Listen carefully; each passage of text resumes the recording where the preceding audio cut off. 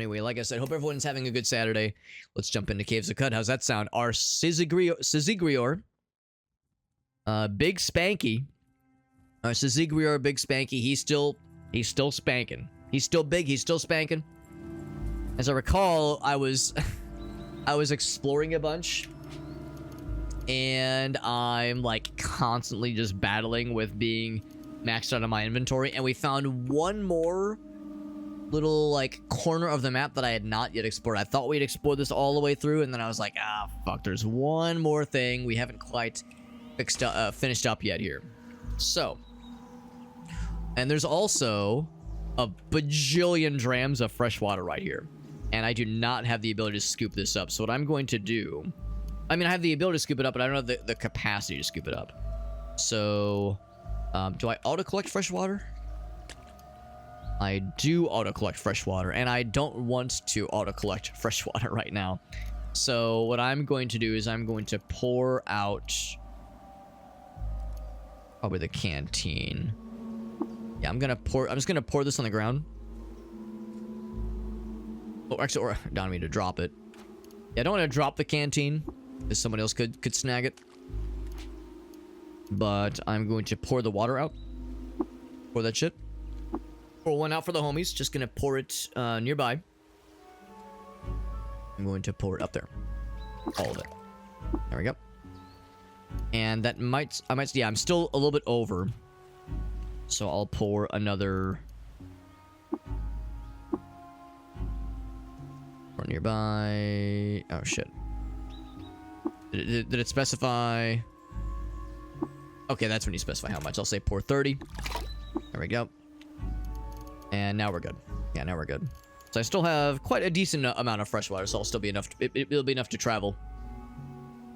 But actually, what I think I might want to do is, at some point, I think I should be able to leave notes. I want to leave a note for myself. Say, there's water here that I'll eventually want to consider coming back for. Maybe not the brackish water. Oh shit! Looks like it did. It did taint the water there, which is unfortunate. But still, there's some fresh water here that we could use.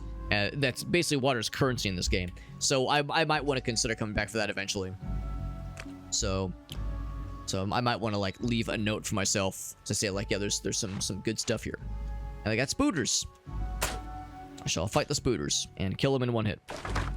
And he probably didn't give me any spider meat. Probably no spider meat. Yeah, in fact, well, yeah, there's a spider corpse, but you cannot butcher the meat. So no deal there. What's up, Jet? We got Farsight. Appreciate folks popping in. And after all that, we hit a dead end. But you know what? We do have a pickaxe. And like this is like a little suspicious how like there's this big just kind of open space here. I think what I will do so as to not disturb the whole water situation, I shall, like I said, we got a pickaxe. We have the tools for just such a situation. This is one of said such situations. As soon as I find where I put pickaxe, there it is. So I think we put that in the right hand. Yes. And then we say boo, boo, boo, boo, boo. Say dig. There we go. And I decided to make best friends with the kudzu. So I smacked the shit out of him. There we go. It was a little bit clunky doing that menu navigation to go back and forth. Cracked lens, nice. Going back and forth, doing that menu navigation to get to the pickaxe and then go out of it. But oh, look at this, we get another bookshelf. We get offers little elucidation. Is this going to be a gobbledygook? It says, thus the elasticity of the tyrants. Very good. That's extremely incomprehensible, just the way I like it. I'm going to go ahead and condense that scrap. This one, scrap. Condense that, please. Give me the crafting bits.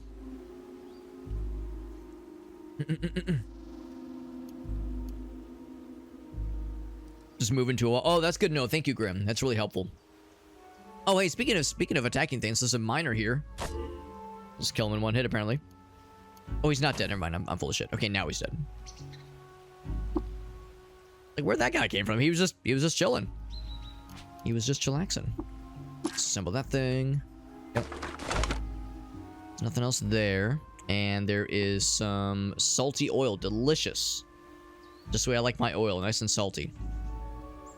And so this is as far as we go right here. What I might do is see if I can go around. What's this? This is just some ashes. A little bit ominous. There might be another way into this little area, if nothing else. But yeah, we do have the ability to just crack open walls with that pickaxe, which is very efficient. This guy, we actually might be able to sell some stuff to this guy. Except he's attacking... Oh god, he's attacking the honey skunk. This man might be dead. Trash monk got knocked prone by someone. I'm gonna stand back. Oh, is that a yes, Equimax. These are hostile. And I think the first time we saw one of these, they were actually kind of scary, but we've leveled up pretty well, so we're in okay shape. The reason I'm a little bit concerned about the honey skunk being here is that when they get scared, they will shit out a big old fart cloud that is extremely painful. It is very bad AoE. And I'm over here like, I don't want to fuck around with that shit. Okay, the dog just killed the honey skunk and the dog leveled up. Which is actually not the weirdest thing ever. And the trash monk... The trash monk dead? Corrosive gas. I think the trash monk's still alive.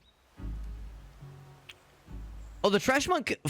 He flies? He has wings, apparently. Trash monk begins to fly. I was like, where'd he go? Bro just fucking disappeared. That means they won't attack the trash monk anymore, at least until he lands. Okay, and he did land. Oh, no, he did not. He's just flying right now. Okay. And now this fella is just attacking everything. Yeah, I eventually want to talk to him so I'd like to trade with him. Alright, so now this thing wants to fight me, so I will assist. We have all the right weapons equipped. And he is dead. Trash monk falls to the ground and is knocked prone. So he'll stand up in his next round. And I think he's probably okay. Yeah, everything else is dead. I was not so sure this man was gonna make it. I was a little bit concerned he was gonna get got. He has a lot of cool stuff. Engraved scaled furs. Mechanical wings, so it's the same as I have. Let's chat with this man. Want to trade? Nothing to trade? Oh, really, bro? Come on. Nothing to trade? Damn, I was excited. I was excited maybe there'd be some good stuff here. Or maybe not even good stuff. Like, even if he just had water to trade for, I would happily offload some things. So now this noxious gas is... Oh, hold on. Something's shooting the wall here. Is that a rifle fella? That's a rifle fella. It's a little scary. Little scary. But we have much better tools with which to dispatch them, so I have all the faith in the world. Get back to the games. But we had a scary rifle turret, which is... I mean, on its own, not too scary. Phrasing, Alex, phrasing. I said what I said. I regret nothing. These noxious fumes, they'll eventually dissipate. And he is shooting the shit out of some sandstone. I guess he's just demolishing some of the walls. I guess he can sort of see me. Kind of, sort of. He's just shooting the shit out of the walls. Alright, so the gas is mostly done its thing. Oh, is he going ahead? This man's going in. So I am here. He shoots me. Can I've never succeeded in this ever. I will rebuke him. My argument does not compute. I deactivate him. You press the power button. Unauthorized glyph. So my attempts at diplomacy with this robot, with this turret, get me nowhere. So I will just hit him once and he will die. Give me that fractured microchip. Give me them lead slugs. All set. All set. Yeah, I knew that was going to be an uphill battle, but it was worth a shot. Wonder where our buddy went. Our buddy, our fella. the trash monk. What is this? This is a musket turret. I guess that same kind of thing here. But there's a rifle turret next to him too. Same kind of thing here where I probably don't have the ability to deactivate them. I maybe rebuke them, but rebuking got me nowhere fast earlier. That's all with that. Go up the middle then. Let us go up the middle.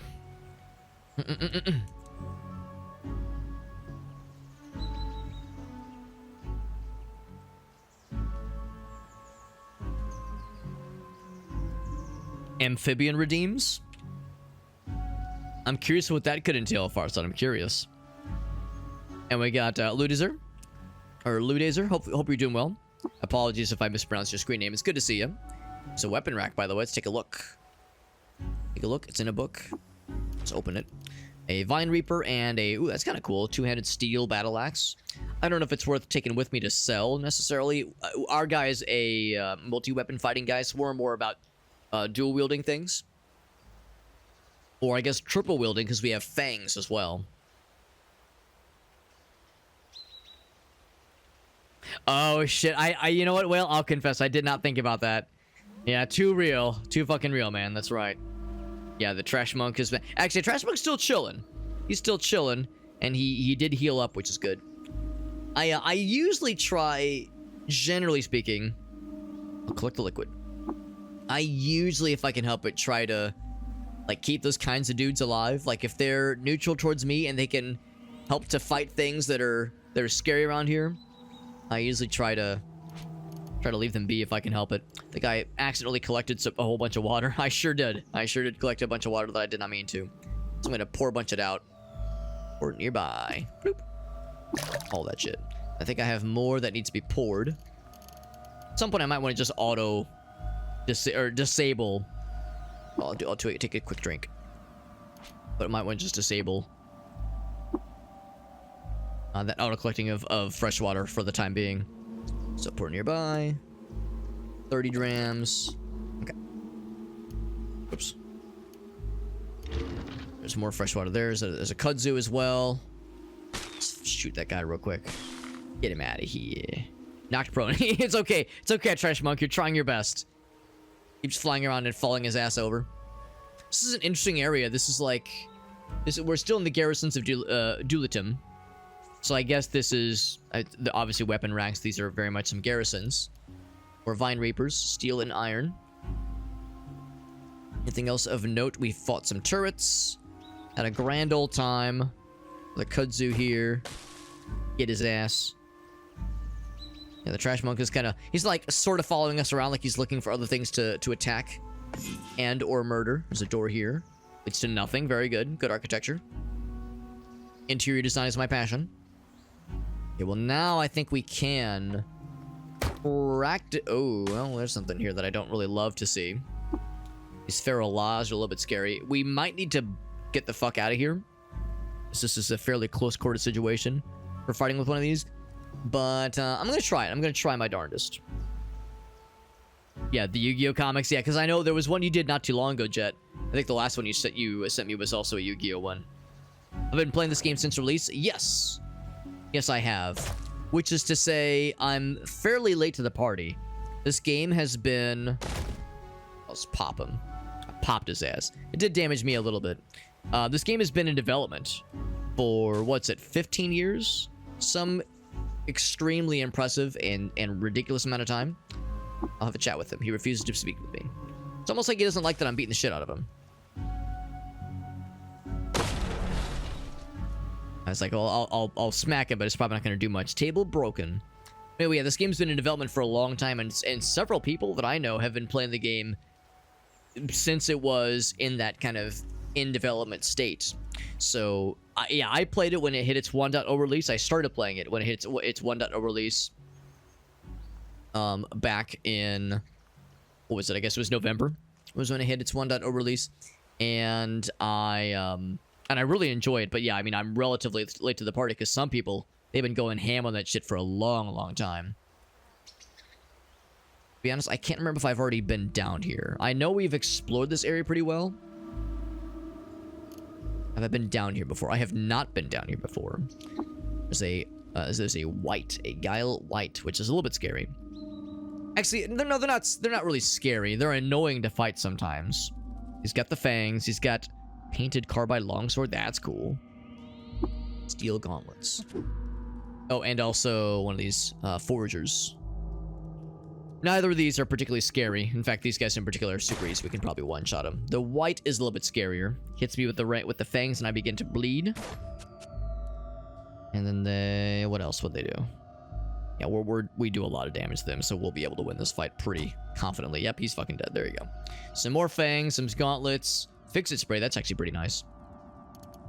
How's about this, though? My inventory is getting pretty full. What I think I might do is actually teleport back to Joppa. Oh, I can't because it's fucking broken. Well, how far away am I from my Joppa? From my to Joppa? Back up. We are... Oh, we're right next to Grit Gate. Right, we're right next to Grit Gate. I might just repair the teleporter. But anyway, yeah, so I've been late to the party with playing this game because some people have been playing that shit for like, you know, more than a dozen years, but I'm really enjoying it. So you know, I've got much to learn, still a relatively new player. I think I've got like 30 hours in the game. So I have much to learn still. Yeah, interesting stuff about the game. It's a good game. It's a very, very fun. The Neftali, they are pretty cool. They are a cool vibe. I'm 100% with you. 100%. Yes, that is the Grit Gate. Can I was wondering about this earlier. Can I leave like a note? Because... Let's see here, what if I do this? I think there's a way where you can like right click and then... I remember how you do this. Right click and then like look at the square that's underneath you. Oh, here we go, here we go. Notes. Can I add to the notes? Oh, shit.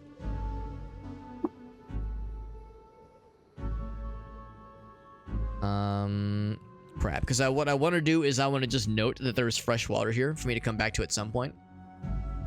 Oh, here we go. Grimm's got me. So go into the journal. Insert to leave a note. General notes. Maybe that's it. General notes.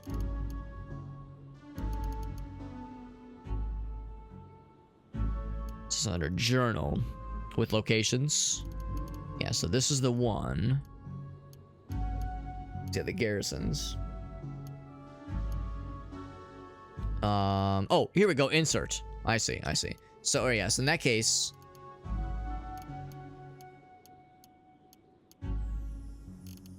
So, look, yeah, locations. Specifically locations. Let's click here. And then I'll say insert. So, yeah, fresh water on surface. So if I ever needed to...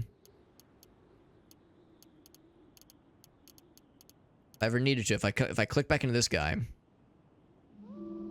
Or actually, or maybe if I... There we go. Yeah, fresh water on the surface. So if I ever am looking for some extra fresh water to refill my supplies, I can just come here and I know to go to the surface to replenish my stuff. So let's do that way. We got Elgaso. What's up, Elgaso? I'm thinking the same thing, Graham. If nothing else, we have the fix-it spray, or I could just repair it myself with the bits that I have, because my guy's pretty good at tinkering. Because, yeah, I think the kudzu, it's annoying. The kudzu fucking rusted out my recoiler, even though I didn't have it equipped. Kudzu just fucking does that shit sometimes. It's very annoying. Very rude. So if nothing else, I could just maybe do that. Whereas the fix-it spray, that's more of a premium thing that is very hard to replace. Or maybe not hard to replace, but harder to find, and can repair anything, even things that I have no ability to repair myself. So what would it take to repair it? It would take one of each of these, a 1 and a 2 and a 3 to repair it. I would say that's probably more valuable, or less valuable than the fix-it spray. I think that might be the better way to do it. So let's do it that way. Repair that shit. And then activate! Now we're in Joppa. Look at that. It's magic. It's amazing. Oh, and I'm randomly dropping blood everywhere, apparently. Actually, first things first, I should probably look to sell some things.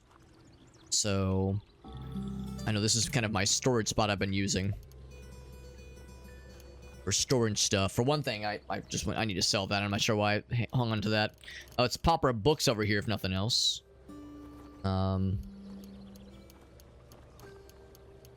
As I've been informed to hang on to books when you find them. Pauper books over. I'll just sell that, so I'll take that. Just that one. Yep, there we go. Blossoms are fine. Jewel encrusted club. Yeah, we'll sell that. Steel dagger. We'll sell that. This is mine. Yeah, so we have a bunch of extra water over here anyway.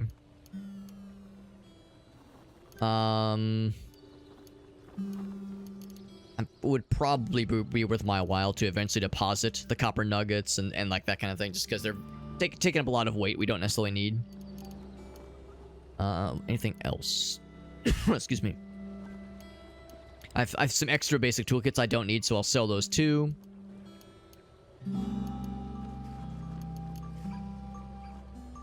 Alright, so let's take all that and see if there's anything I can offload and sell to others. Let's continue with the games. Thank you again to Farset for the redemption. We had Jet hit us with a YouTube redemption earlier as well.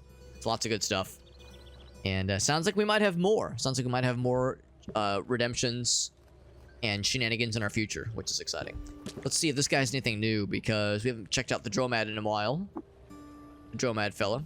How's it going? Let's trade. Herpetology. Yeah, I'm not gonna lie. That's the first thing my brain thinks of when I see the phrase herpetology. There's bark armor, which I think we had an earlier character attempt, not from tonight, but from a previous run, had some bark armor. Slender leather, which is slightly better than bark. It is lighter and has no dodge negative. The plate mail has all the dodge negatives. Congealed salve. So you could...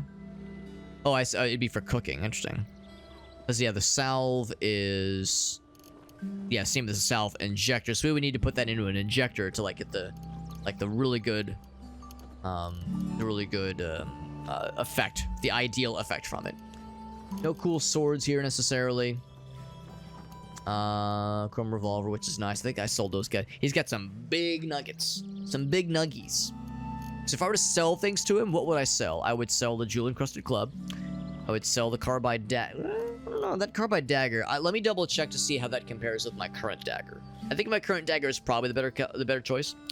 Sell all the extra rank things. Steel dagger, two-handed sword. It's a shame because the two-handed carbide sword is so fucking badass, but I have no need for it. I'm a dual-wielding fella all the way, so I have no need for that myself. Keep all these. Keep the fix-it spray foam. Sell the leather cap. Keep that guy. The woolly leather will hang on to that. So keep that one, I guess. Keep all these things for now. For now, keep them. Also, I wonder for the solar cell, and maybe this would be a question for Grim and Ludazer, or anybody else who knows this game really well. For solar cells, is there something I have to do to allow that? Like, if I'm in the sunlight, like right now, my guy's in the sun right now. Does having this in my inventory allow it to charge on its own? Or do I need to do something specific, like put it on the ground to allow it to soak in the rays, to charge it up? And then other question, if I affix it to something, does that change the rules at all? Grim says it recharges above ground. Okay, so yeah. So right now, at least, it would be, even though it's like in my pocket, it would still be receiving a charge. But if I were to fix that to, say, my sword, would it, my powered weapon, that is, would it also get juice over time? It sounds like the answer is probably. Yeah, it's still, even when it's an item, cool. Thank you, MCT. That's super helpful. Thank you for helping me to learn the lay of the land. Yeah, but not when you're in a cave. Right, exactly. Right, not when you're underground. Also, I was so unsure about the salt mills. I would be curious if anybody knows about the salt mill, but I think I know the answer. I was like, all right, the salt mill. When you check the inspiration, the description, it says, oh yeah, you use this for grinding down irregularities from cooking salt. And I was like, cool. I could use this to, like, add salt to my meals. That sounds great. And I put some salt in it, and I can't fucking figure it out. I still can't use it in cooking. I looked it up, and it turns out the salt mill is itself a trinket that is not really meant to be added to cooking or not to be used as a tool. It's just a thing you sell. It could be a what's it called? An artifact or a trinket, rather, I guess specifically a trinket that you identify. It could be the bauble that the one guy in Joppa gives you as one of the starting quests. So unless I'm mistaken, I think I can safely either sell it or disassemble it. If like there's no function that this could possibly give me. That's my understanding. Because I was thinking, yeah, it's like it allows you to put salt in it. I was like, oh cool, I can use this in cooking somehow. But I looked it up a couple days ago, and I think that was what I came up with. All right, so yeah, so Graham confirms my suspicions are correct, which is fine. That's perfectly fine. It was a little disappointing. It was a little bit disappointing. Can sell it or just or disassemble it. It's not worth very much. I think I'd probably just disassemble it. Yeah, worth a $1.40, so I'll probably just disassemble. Keep the carbide rifle and the sniper rifle for obvious reasons. Sell not all the toolkits, just the one. Here, let's say add to trade, add 2 of them. I don't need that many of them. Everything else we keep. Sell these things. So that thing, box of crayons, get it out of here. So out of all of that, and a bag of chips even, what am I left with? We have a bunch of extra cider. I don't know if I need 26 drams of cider, so I think I will sell... I have this water skin that I don't need as well. I think what I might do is... I want to sell all of it. I think I'd rather... I can't do right now. I'd kind of want to pour it into... Like, maybe pour 15 drams of it into a second container and sell that, maybe. Yeah, the salt itself can be... Right, yeah. Because that's... I was looking for that, because I have some salt in a water skin. I think that's what I was looking for originally. So it's just a container. Yeah, it can't hold much. It can't hold much. Alright, so anyway, though, we can probably surmise, though, that once it's all said and done, even if I were to keep maybe 10 drams of cider, I'd probably keep the rest of that stuff. We'd end up with about 180 drams worth to sell. Oh, shit, actually, I am not wearing the null worm skull. So it's probably more like, I don't know, maybe 210 to sell. So what could I get out of that? I could probably get the nuggets, which would be nice to just condense to a more efficient manner of value per weight ratio. Nothing really in here this guy has that I really need. I mean, I'd be curious about the artifacts. I'm curious about it. But I don't know. I don't know if it'd be worth it. It's like, seems like for that cost, it might be a grenade. Not sure if that's really worth. So what I'm going to do, I'm going to cancel that interaction. For one thing, I need to obviously put this helmet on. Because this helmet makes me way more charismatic and way more handsome and way more cool. And then, like I said, I'm going to pour cider into a different container. Pour to an empty water skin. 16 there, so we can sell that 16. Let's go see... Oh shit, wrong button. Do that. Turn that off. Let's go see what Argive has for us. He might have some cool stuff. Let's chat. Oh, here we go. In fact, I can even tell him that, yes, I've been advised to go to Golgotha before joining them. And then he says, then he pauses for an uncomfortably long time. Then he says, good luck. He's like, anyway. I'm over here like, yeah, bro, do you have any advice or things to assist me? He's like, yep. Nope. No, I don't. Good luck. Get good. Don't fucking die. Don't catch a horrible disease and die horribly, please. I've heard it is a silly place. Salt pours all over you. I guess I should have poured that into a container or something like that. That's fine. That's fine. So what do you have? Trade. Anything interesting? The pocketed vest sounds cool, but it would, of course, occupy an armor slot. I'd be curious to maybe try one of these data discs so I could create one of my own thingamajiggies. There's a siphon baton. It's probably similar to a stun baton, maybe? But for sucking things, for siphoning? Sucking and siphoning. Nuclear cell, that sounds terrifying. Create my own goggles, create my own, yeah. So that, I guess the fungicide grenade might, or data disk might be kind of cool. So if nothing else, there's that. Alright, so is there anything else? I don't think that there was. So yes, if I were to go through this again and determine what I'm looking to sell, I keep those guys. Keep those as well.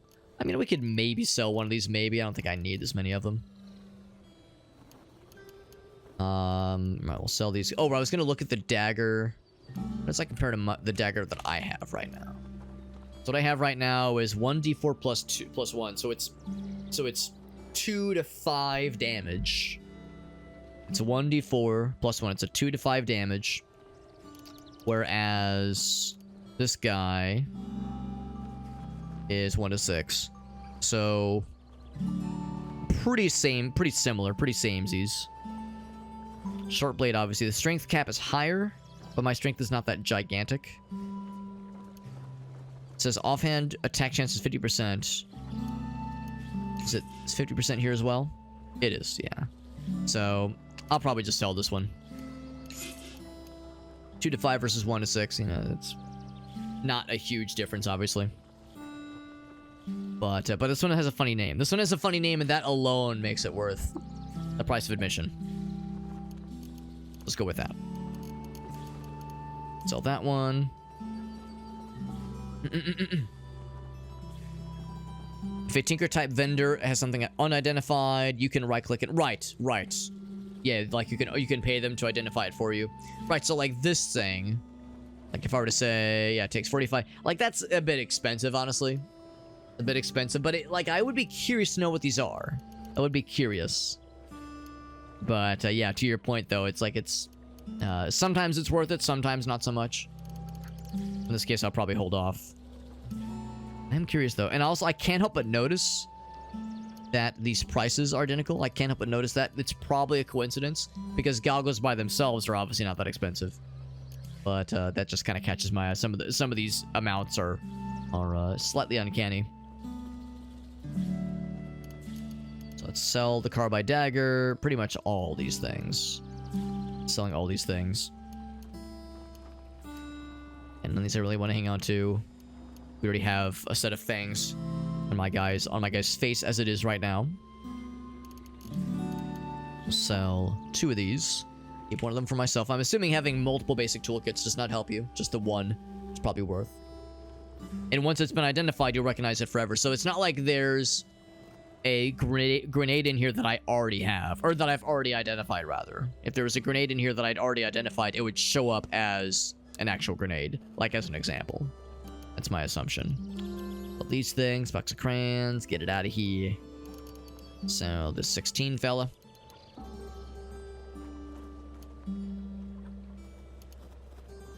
So that is what we end up with. So out of all of these, yeah, the fungicide grenade actually might be kind of nifty. That sounds kind of useful. Anything else? I don't know if I actually have enough water on me to make up the... actually, maybe I do. Maybe I do. Show up the difference. We'll have to see. Is there nothing else I could always add, like a nugget or something like that? A nugget or 2? I think we might just go ahead and do that.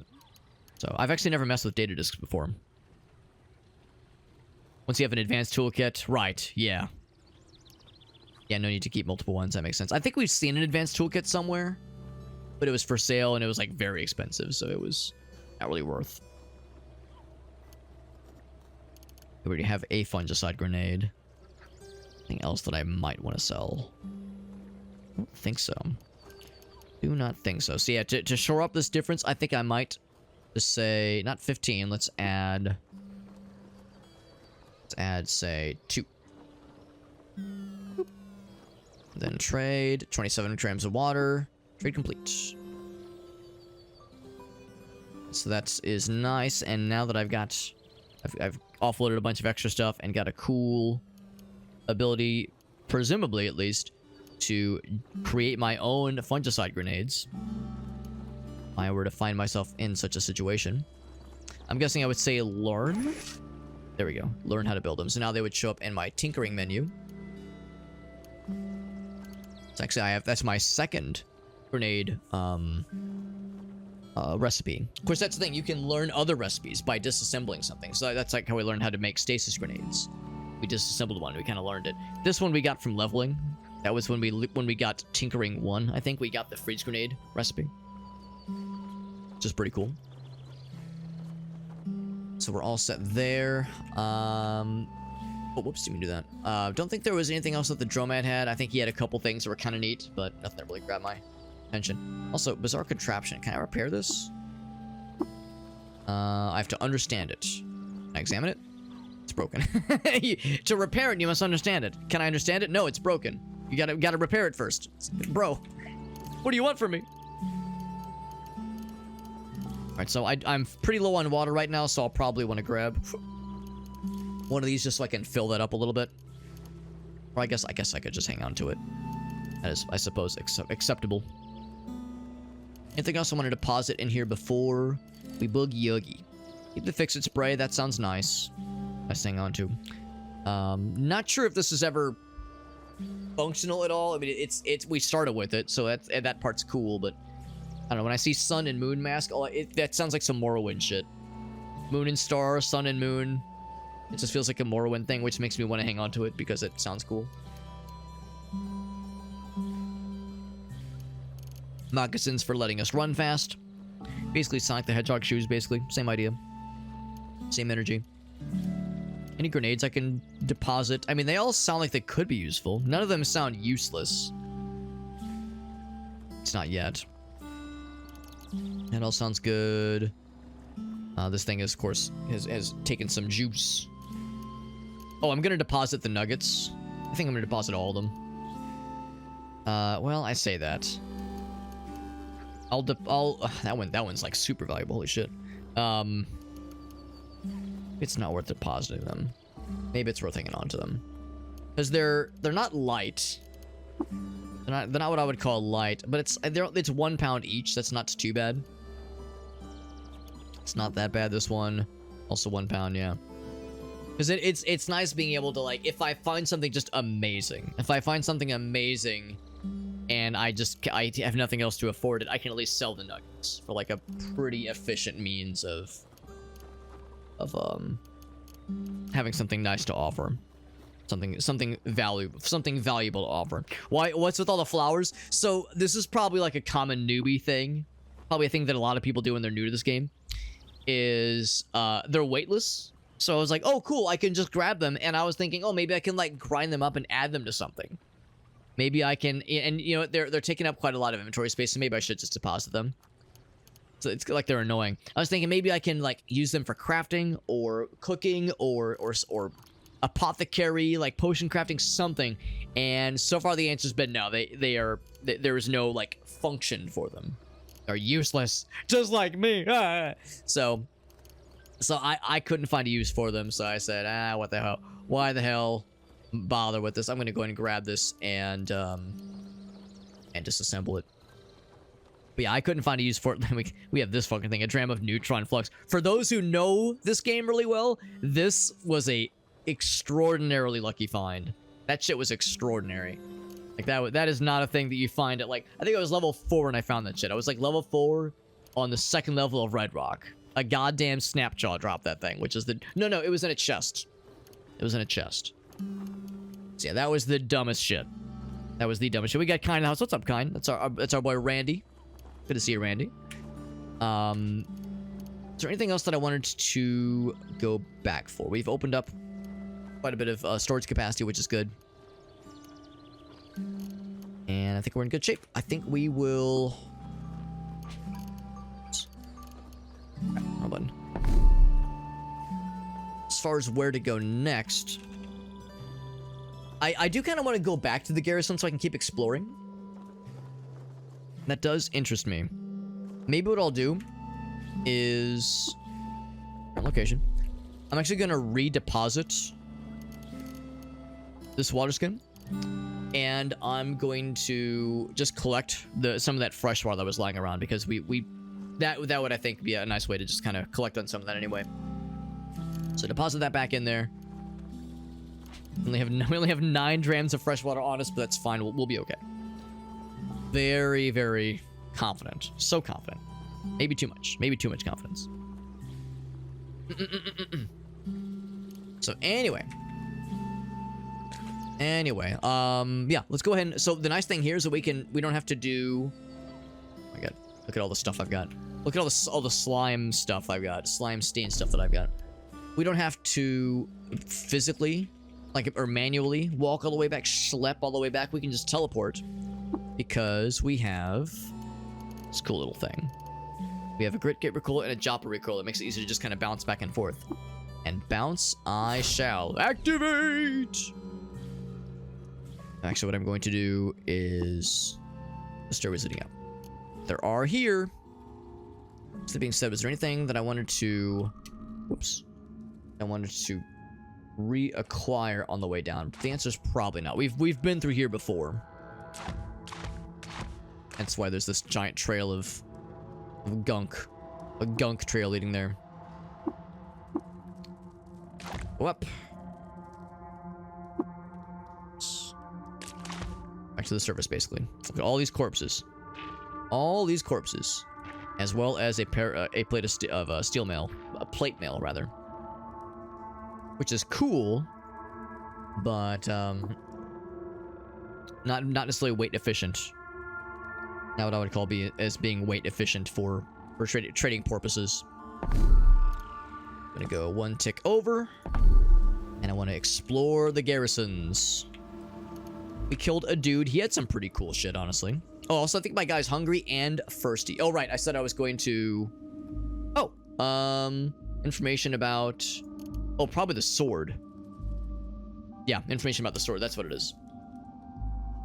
That's what it is.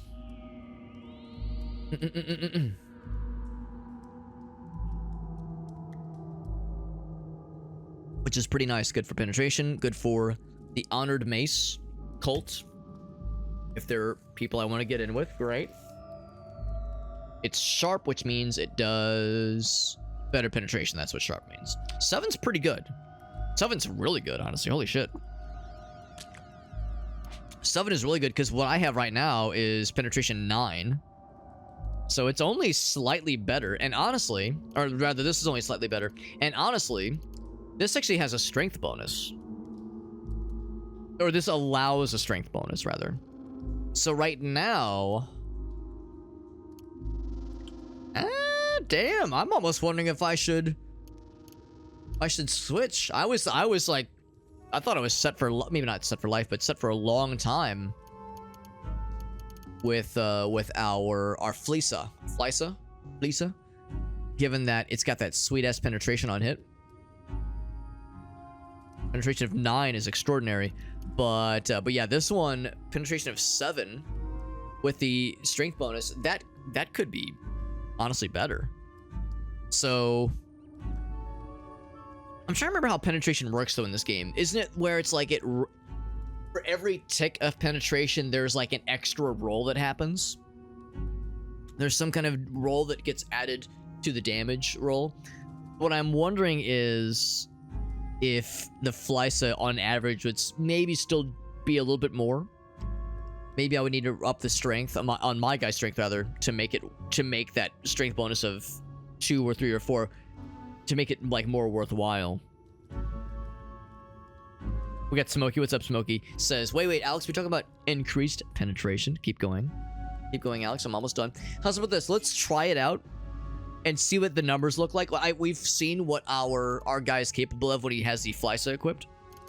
Let's see what the numbers look like, and if the numbers look like they're trending towards larger, then yeah, then we'll give it the old. Then we might just kind of keep with that as our main guy.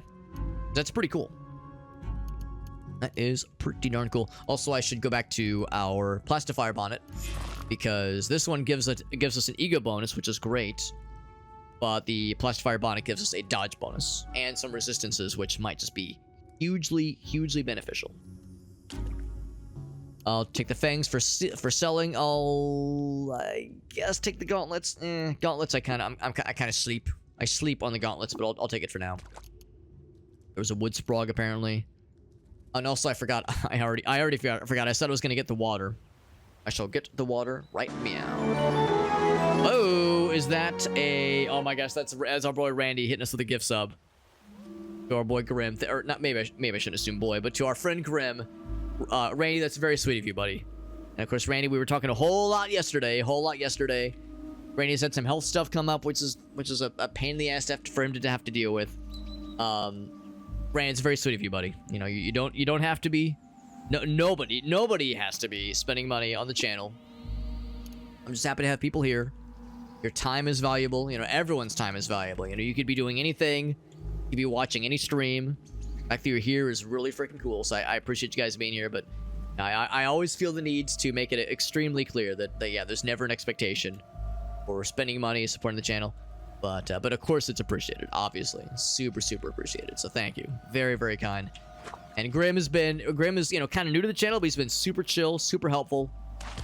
We're happy to have you, Grim. You came in from a raid last week, or maybe it's 2 weeks ago, and been super nice having you around, man. You've been super helpful. Really appreciate you. Got some fresh water. Oh yeah. No more thirsty Thursdays. We got the fresh water, so we are all good. Was there any other? I know this. We got the brackish, salty stuff. We saw that. I think there was some other fresh stuff over yonder.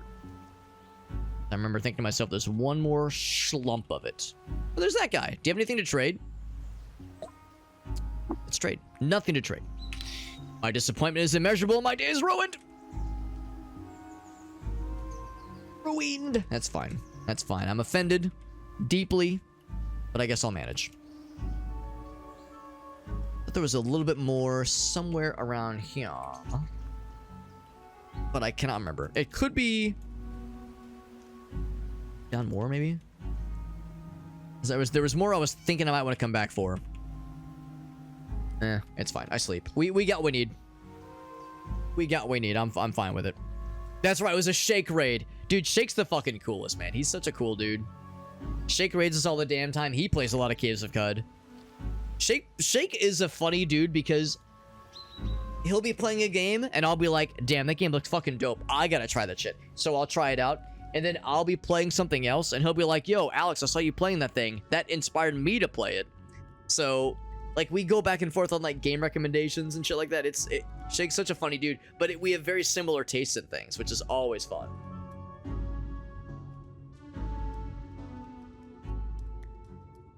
Yeah, no more Thirsty Thursdays because we're no longer thirsty. We got so much water. Oh, I say that. My guy is actually parched. So let's do a few things. My guy is thirsty and he's hungry. That's a dangerous combination right there. Thirsty and hungry. You kidding me? Do a couple drinks. Two helping drinks. We're getting dranked, but not drunk. Let's just go to the campfire. It's already lit. Let's cook ourselves something. Ingredients to cook with. I'm gonna make... Actually, no, I'm just gonna follow a recipe. When we get inspired, I'll make a new one. Let's make... let's see. Healing rate. Thirst at half the rate. Thirst at half the rate sounds kind of nice. Let's go for that one. There we go. Eat the meal. Max HP and thirst at half the rate. Very good. Very good. Let's jump back into the games and as was indicating, we're gonna delve back more into the dungeon and see what awaits us. And like I said, I want to try out this thing with the sword because the sword that we have, the fact that it has it will be doing a +2 to our damage with the strength bonus, which we would not have available with the Flysa, because the Flysa has a strength bonus cap of 0, so you cannot get a strength bonus at all with this thing. So they both do a D8, but this one has slightly less penetration. I'm wondering then if the less penetration will... If the strength bonus will not make up for the penetration difference, but we'll find out. We will find out. And then Randy asks, how far back... Oh, wait, you mean like you just, yeah, when like you first started popping in? Because yeah, Randy first started popping in to the streams many moons ago. Many moons ago. It would have been I think 2017. Because that was around the time when I first started getting into streaming on a more regular basis. Kudzus. Of course it's the kudzu. Spelled with a Q, obviously. There's seed launchers that are popping off over here. Seeds are whizzing by me. They're whizzing. Yo, we're whizzing tonight, baby. Who's whizzing? Who's whizzing with me? There he is. Let's get his ass. And he's slapping me a little bit. A little bit of slappage. So anyway, so 2017 was when Randy first started popping in the stream. And then, and it was always like a party. It was always a party when Randy would show up because he was like, that's kind in the chat there. Because he was like always like super involved. Like all over the place in the chat, super involved, super positive, just a complete like hype man, an absolute hype man. And at some point, sometime in around 2017, 2018, he pops into my stream. He's like, "Yo, bro," it's like, "Yo, Alex, this hot lady just moved next to me." Like he was like I think in an apartment building or maybe a condo or something. It's like, "Yo, I got this new neighbor, and she's like this hottie." He was like, "Do you think I should talk to her?" So I was like, of course you got to talk to her. I mean, what's the phrase we got? What we all say to ourselves? You know, you got to shoot your shot. Like you never know what'll happen. Sometimes nothing happens. But you know what do they always say? You miss all the shots you don't take. It was like, what do you think? Should I talk to her? I was like, bro, what do you got to lose? What do you got to lose? You think she's a cutie? Talk to her. You know, you might be surprised. You might be surprised. Who knows what'll happen? So he starts talking to her. Little something starts to happen. Things start popping off, and then then he comes back some other time. He's like, "Yo, Alex, I talked to that chick, and you know what? We're going on a nice little date." And I was like, "That's what's up. That's what's up, my boy, making some moves." And then he comes back some months later. He's like, "Yeah, we're going steady." I was like, "All right, my man." And then like a year or two goes by. Randy pops in. He's like, "Yo, by the way, I got married to that chick." I was like, "Dude, that's what's up." He's like, "Yeah, I got married to that chick. That's some good shit." Spitting a pool of slime. Not even acid, just slime. I guess the idea is to make me slimy boy. Which just there's no. I mean, yeah, if you're wading through stuff, it slows you down, but nothing bad happens when you're slimed. It's just weird. Anyway, I guess you could slip. That's what can happen. Wooden arrow fails to penetrate his armor, so I will penetrate his face. Critical hit of 1 damage. I critically hit him for 1 damage. And it kind of like, oh, this motherfucker just rusted my shit, didn't he? Something just happened. Something. I just saw it. Something about rust. Fucking hell! What just happened? Maybe I'm wrong. You don't penetrate. Yeah, maybe I'm wrong. I thought it said something about rusting, and I was like, God damn it. But anyway, yeah. Yeah, I would say like, yeah, he's like, yeah, we get married, and then sometime years later, he's like, yep, we're expecting our first kid, that kind of thing. We're expecting our first kid. It's so exciting. Oh, his stuff got rusted. Oh, okay. And I was like, something about rusted mail. I was like, what the fuck? What the hell happened? It wasn't mine, though. It was his shit got rusted. Okay. Yeah, I mean, I definitely don't have any. I mean, I could repair it if I really wanted to. But take some scrap crystals and electronics, which is electronics for a steel plate mill. But that'd be if I wanted to sell it, and I'm not going to. It's not really worth it. This has some cool lore about the Amaspian folk. I'll go ahead and grab that. Carbide hammer, that could be worth some dollars. Carbide anything is usually fairly valuable. So yeah, that's like the fun little background of like, you know, you never know what happens. You never know what happens. Shoot your shot rather. You never know how things might turn out. It's fun how that works. It's fun how that works. Trying to make me slime. What's up, Meerkat? We're getting slimed on tonight.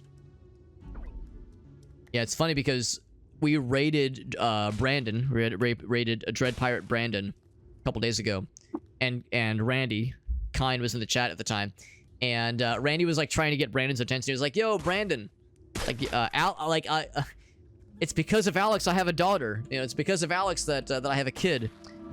And I was getting ready for bed, and I was like, I was like listening to the audio, but I didn't have my phone on me.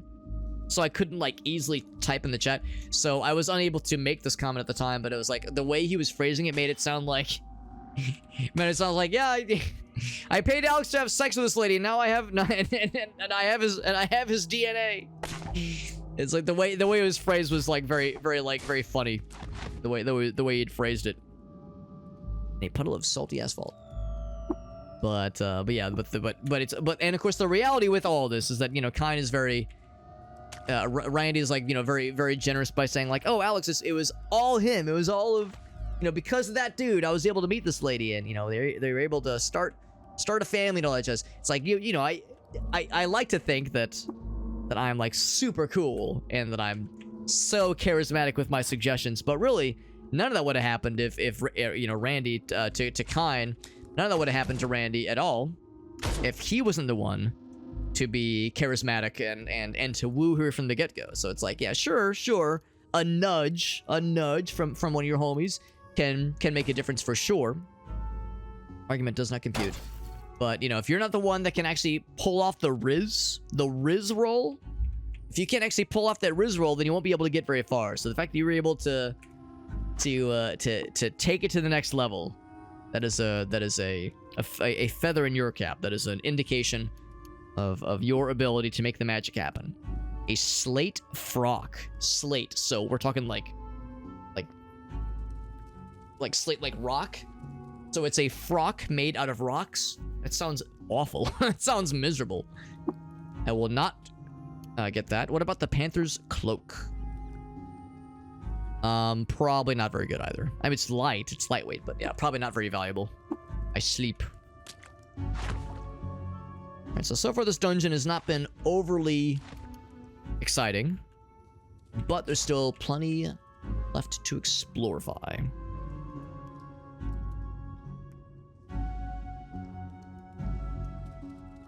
Oh my gosh. The falling grape lady Meerkat, dude, that video is an all-timer.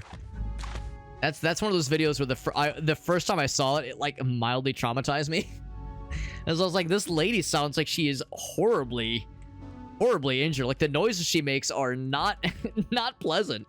Like homegirl sounds like she's fucking drowning. And of course, like, you know, it's one of those, like, if you fall over, the wind gets knocked out of you. It sucks. It sucks when that happens. And it's happened to all of us, you know, in some way, shape, or form. But still, it's like, ugh, just poor lady. It just sounds so miserable. I know it was embarrassing for her, obviously. Like that whole video becoming a meme sensation is, I'm sure, unflattering. But yeah, it's like, poor lady. I felt so bad for her. It's like, good lord, just awful.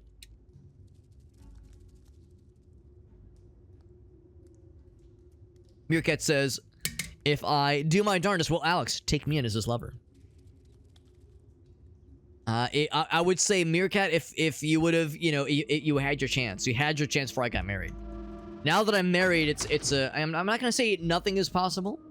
I'm not gonna say nothing is impossible, rather. But I'm gonna say it's hard mode. Now that I'm married, it's hard mode. Somebody was shooting shit at me. Who's shooting shit at me? Ouch. Slug.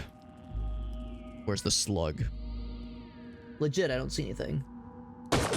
Ouch. Oh, is it this fucking dude? Is it the slug snoot? The slug snoot. He's getting my ass. How dare. How dare. Yeah, we got the nudge. That's right. The nudge summoned the Riz. That's right. The grape lady, she broke 2 ribs. Oh, God, no wonder. I've never cracked or broken a rib before, but I've heard that it is fucking awful. I've heard it is extremely awful pain. Also, I'm seeing the numbers. We got a 13. That's not bad. 13 is not bad. Give me that boar meat, by the way. Yeah, give me that meats. Give me the schmeats. The numbers we're pulling off are generous, but not as sexually pleasing as the numbers we were pulling off with the fly stuff. So I might switch back to that in a little bit. But I'm gonna give this cool new little sharp fella a longer shake, a longer and fairer shake. How do you pronounce Squirtle? I pronounce it with the word squirt and then an ol at the end. To be honest, I've never considered other pronunciations. Maybe like Squirtle, maybe? Squirtlay? I guess I've never considered other pronunciations. We got Unstable. What's up, Unstable? Good to see you, dude. Randy's like, you guys new here? Nah, they've been around. Well, Team Up. We've known Team Up for quite a while, and we've known Unstable for many years at this point. Some stuff about the peeps. Some new. I think this guy. I think he's one of like the pantheon of deities that are worshipped by certain religions in this game. Oh, I think we're actually out of arrows. Well, we're out of regular arrows rather. So I could use the fancy stuff, or I could just switch to the cool guns. I got all these lead slugs. Let's just switch to that. So instead of the bow and arrow, switch to the sniper rifle. There you go. Sniper rifle time, baby. And I think I've already loaded it up. We got a lead slug in there. Yeah, baby. So now we got this goofy ass sniper rifle. 22 damage. Oh, baby. That sniper rifle, it makes me weak at the knees. Weak at the knees. It's so strong. So goddamn strong. How would you pronounce war turtle? I would pronounce it as war turtle. But that is a weird one because you would think it's like war turtle. War turtle is how you would think it would be, but the O, I usually emphasize the O in war turtle. Also, I think you even like hear him say it in the show, right? Don't you like hear him say it that way? Pronounce it that way? The carbide battle axe. He's got the adrenaline flowing. Too bad for him. It's not enough. Bro's got to get good. Got to get his ass good. So I did 8 damage with the hit there.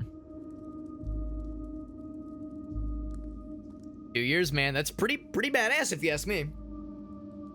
Meerkat says, you've personally ruined my life by getting me interested in Rogue Trader. Yo, Meerkat's in the Rogue Trader business.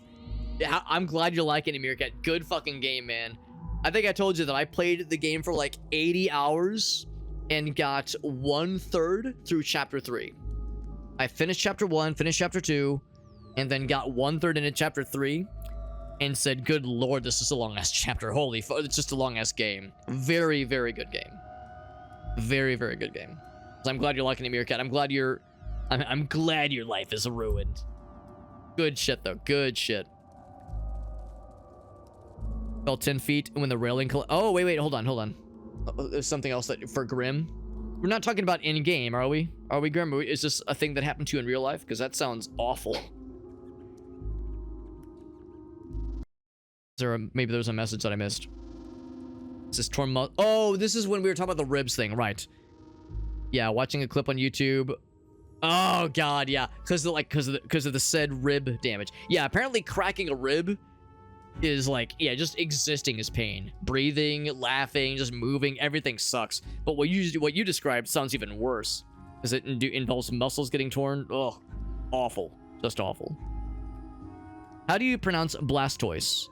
I pronounce it as Blastoise, like I just said. I guess I could see like Blastoy, maybe, or like, how else would you pronounce it? Because of like the tortoise, so like Blastus, maybe. Yeah, that's one where like the way it's spelled, you can see what they were going for. You can see what they were going for, but it is, yeah, it's an odd one. Oh, we leveled, nice, lucky number 13. I can cook a mouthwatering meal like a fucking gamer. Hell yeah. I'll take the fangs. Battle axe, but I'm overburdened. I gotta drop some shit. Might even drop the Masterwork short bow. Very good. Not the bestest. Yeah. 40k in general is a delightful but pronounced rabbit hole, and Rogue Trader's a big fucking game. Big, long, girthy, veiny, moistened game. Yeah, it's a very good game. Love me some Rogue Trader. I need to go back and play more of it, even though it's terrifying how long it is. A long game. That's a good point too, Smokey. Yeah, Smokey pretty much kind of hits what I typically think of is how do they say it in the show. Now, granted, I didn't watch the show religiously. There was a bunch of episodes I never catched in the first couple seasons, and I definitely never kept up with it. I didn't like watch it beyond the first season or two.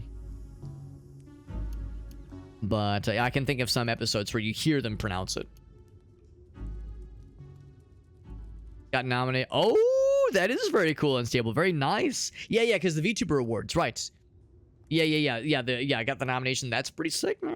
That's some good shit. Well, you know what? We'll have to see when it comes time for voting times.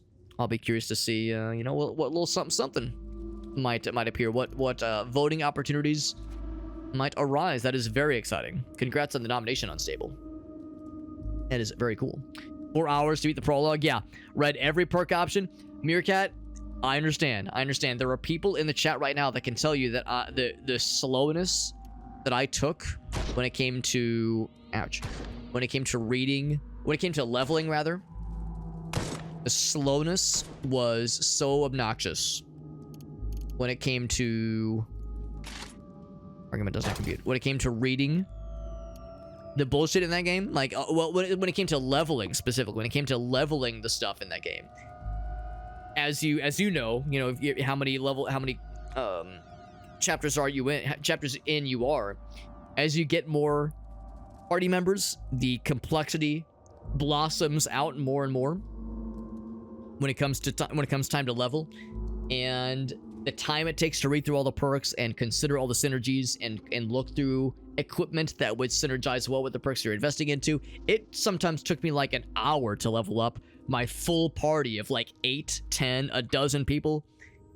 The nice thing is that, like, I was able to do some of that kind of stuff offline, or off stream rather. I was able to spend a little bit of time off stream, like research things ahead of time. Like, what does this thing mean? What is this? What is the significance of? I'm gonna back up and just kind of wait for a little bit because my guy needs to heal up because these fucking turrets are popping off. Ouch. Yes. Can I try the thing? Can I try the rebuke again? I'll always try it. But it seems to always say your argument does not compute. This one's got quite a bit of juice. No more juice for him. So yeah, it's a good game, but yeah, the complexity is, it's there. It's not like overly crazy complex, but it's also not simplified either. My understanding is that is an Owlbear Studios signature. Owlbear Studios signature is to have a game that is very good with systems that do not fuck around. Oh, it doesn't automatically load? That's a little bit annoying. Lead slug. What if there's a way to just tell it to always reload? Versus having to manually load it myself. Killed that guy in one hit like a boss. This is salty water, as expected. Yeah, apparently a lot of the games are like that, where they're very good, but they can be dense with their systems and can take some learning. Now, part of that is because I've never played a Warhammer RPG before. You know, we've played Bolt Gun, we've played Darktide, we've played Space Marine 1 and 2. We've played a number of Warhammer things, so we've engaged with Warhammer stuff. But I've never played the tabletop game. I've never played other Warhammer role-playing systems or role-playing games before. Apparently, Rogue Trader itself is an existing tabletop system. There's apparently several Warhammer tabletop systems out there, not just what we know as 40k at the tabletop combat game. Apparently, there's like a whole bunch of cool stuff out there. And I never knew about any of that shit. I only knew about the... Oh, shit. I only knew about just the big one. The big tabletop game that most of us know and love. That guy's thirsty. So that's part of it. The other part of it is that the other games that Owlbear Studios has made are Pathfinder games. And I've played a lot of Pathfinder over the years. So if I were to try Wrath of the Righteous or Kingmaker, I think it probably wouldn't take me as long to level and to play the game and to like generally feel my way around it, because I've played a lot of Pathfinder. I already know the underlying system pretty darn well. Now, granted, I would still take pains probably to level and to read a whole lot of shit, but still, I think it would probably be less obnoxious in that game versus how it is in Rogue Trader. A super fun game, though. Super fun game. Unstable says, cracking ribs is great. It sounds like, it feels like stabbing all the time. Yeah, that sounds awful. That sounds truly awful.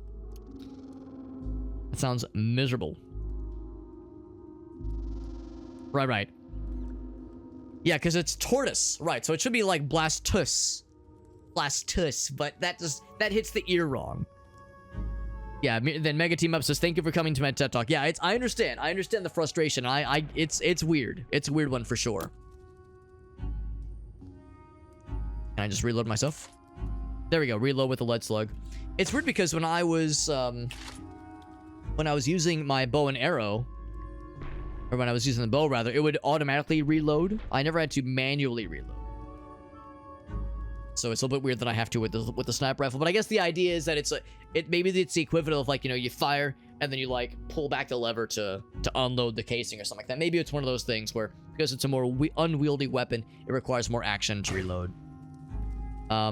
Oh, maybe I shouldn't have fired this. I assume these guys are always hostile. I mean, he's hostile now, that's for sure. Smack.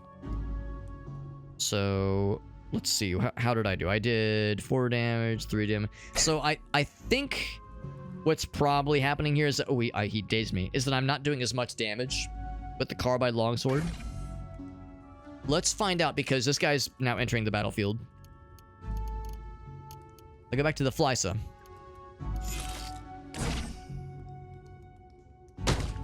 Oh, did I one-shot him? I one-shot his ass. Hell yeah. Fucking turn that man to liquid. Maybe not liquid, but I fucked him up really good. Give us more fangs. A compound bow. Compound bow. All right, all right. I'll take a little look-see, a little looky-loo. See how that compares with our short bow.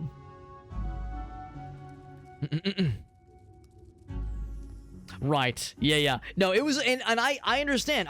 It's boring as fuck, probably, to watch a streamer pour over menus for like 40, 50 minutes, an hour, leveling up your guys.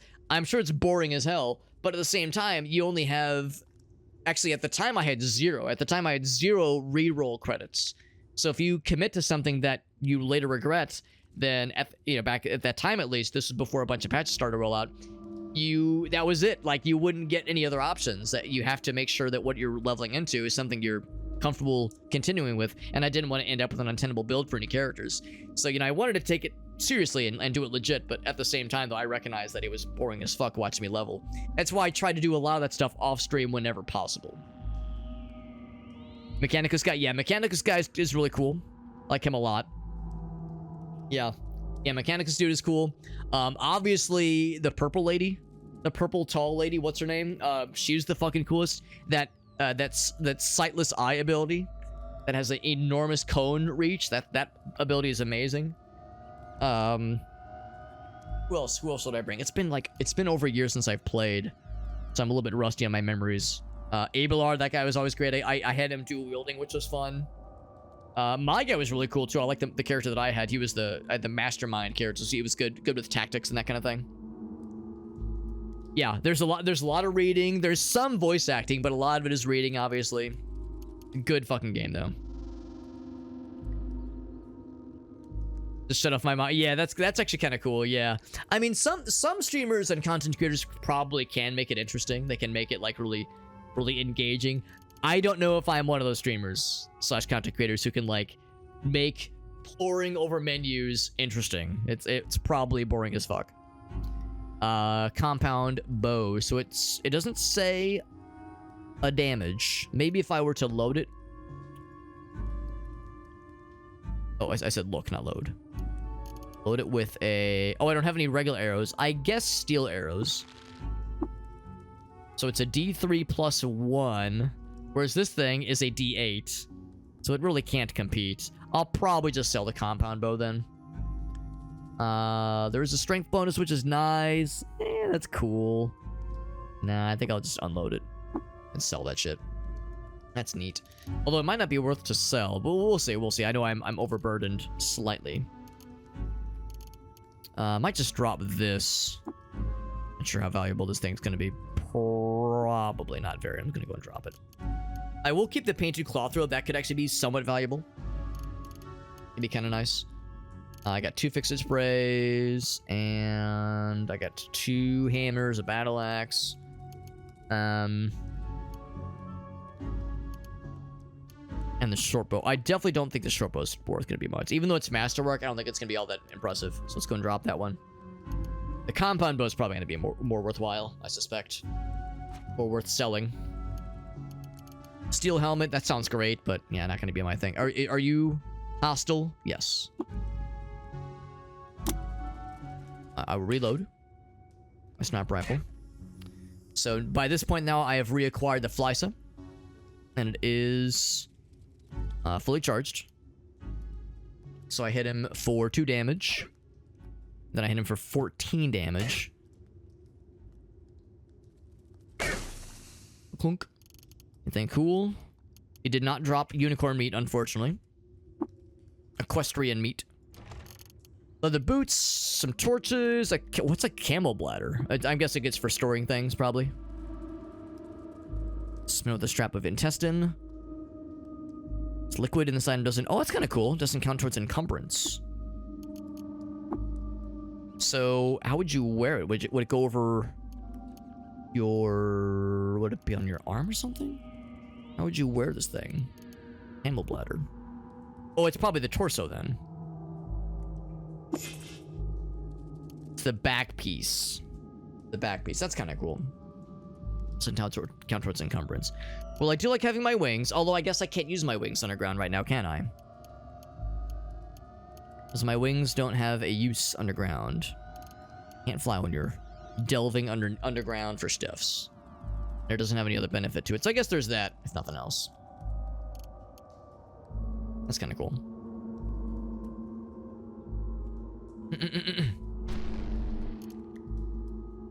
Let's keep looking around. Just next level down, another treasure chest, and power lines. Ah, so there's gonna be a fucked up fusion power station. Oh no, it's this thing. Power lines are arcing, yeah. Don't think I can do much about that other than just not get close for reasons that are pretty obvious. Get a box of crayons, get a grenade. Yes, please. Yes, pretty please. Yeah, it's a good game. I'm enjoying myself like Onish. You can probably tell I'm level 13. Level 13. This is my first character that has like gone the distance. Or gone some distance. I shouldn't say the distance, but a distance. Because I made a couple characters that would get to level 2 and then die. Level 1 and then die sometimes. Just because I wouldn't know what I was doing with the builds that I was creating. And a lot of times I was just kind of trying shit and just see what happens. But with this character, we've actually got... we're doing all right. We're doing all right. If you've played this game a lot, you might be shaking your head at some of my decisions on investing so heavily into agility and intelligence. Maybe intelligence was good, but agility I maybe over-invested because I was originally thinking I would make him a ranged fella. I was originally thinking I would make him ranged specifically. And it was, but I was still trying to make sure he was like kind of tough and not too shitty with strength. But willpower and ego suffered. Probably shouldn't have gone so hard on agility, or I should have been able to invest more evenly into willpower and ego. But you know, newbie mistakes. That's how it goes. But we're doing all right. We're doing all right. We got a pretty good stuff going for us. I'm pretty happy. Also, I forgot to level. Or invest into skill points. So I should look into these. Cud's a magical world for sure. Sticking to it because it gets so fucking wild. That's right. Yeah, they got some posters, some shirts. Cool, man. Like that Pulp Fiction style. I like it. I like it. That's awesome. Like Onish. Can you post a link? Please do. If not just for my own selfish gain, so that I can see what they got out there, because that sounds like something I would enjoy to see. I do like seeing what's out there. Let's see. Looking at potential things to level into. There's this meditation thingy, which of course is more of a thing outside of combat, presumably. So I don't know if I would mess with that. Heavy weapons. That's more for two-handed things, I think. Single weapon fighting, we have multi-weapon fighting, obviously. Water ritual, you gain more reputation. Trash divining. That actually sounds really cool. That one sounds neat. Piecing together random secrets from trash. But you have to invest first into tactful before you can get it, so it's starting cost of 150, so it needs 300 total to reach that. That's a bit of a tall ask. And are your cats driving you nuts, Whale? Almost time for the water bottle, he says. Grim's pretty cool. No, I do like Grim. No, I do like your. I very much do like Grim. Acknowledges gifted sub. Did I not notice it earlier? I thought I noticed that yeah, because you had gifted one to him earlier. It's like an hour ago.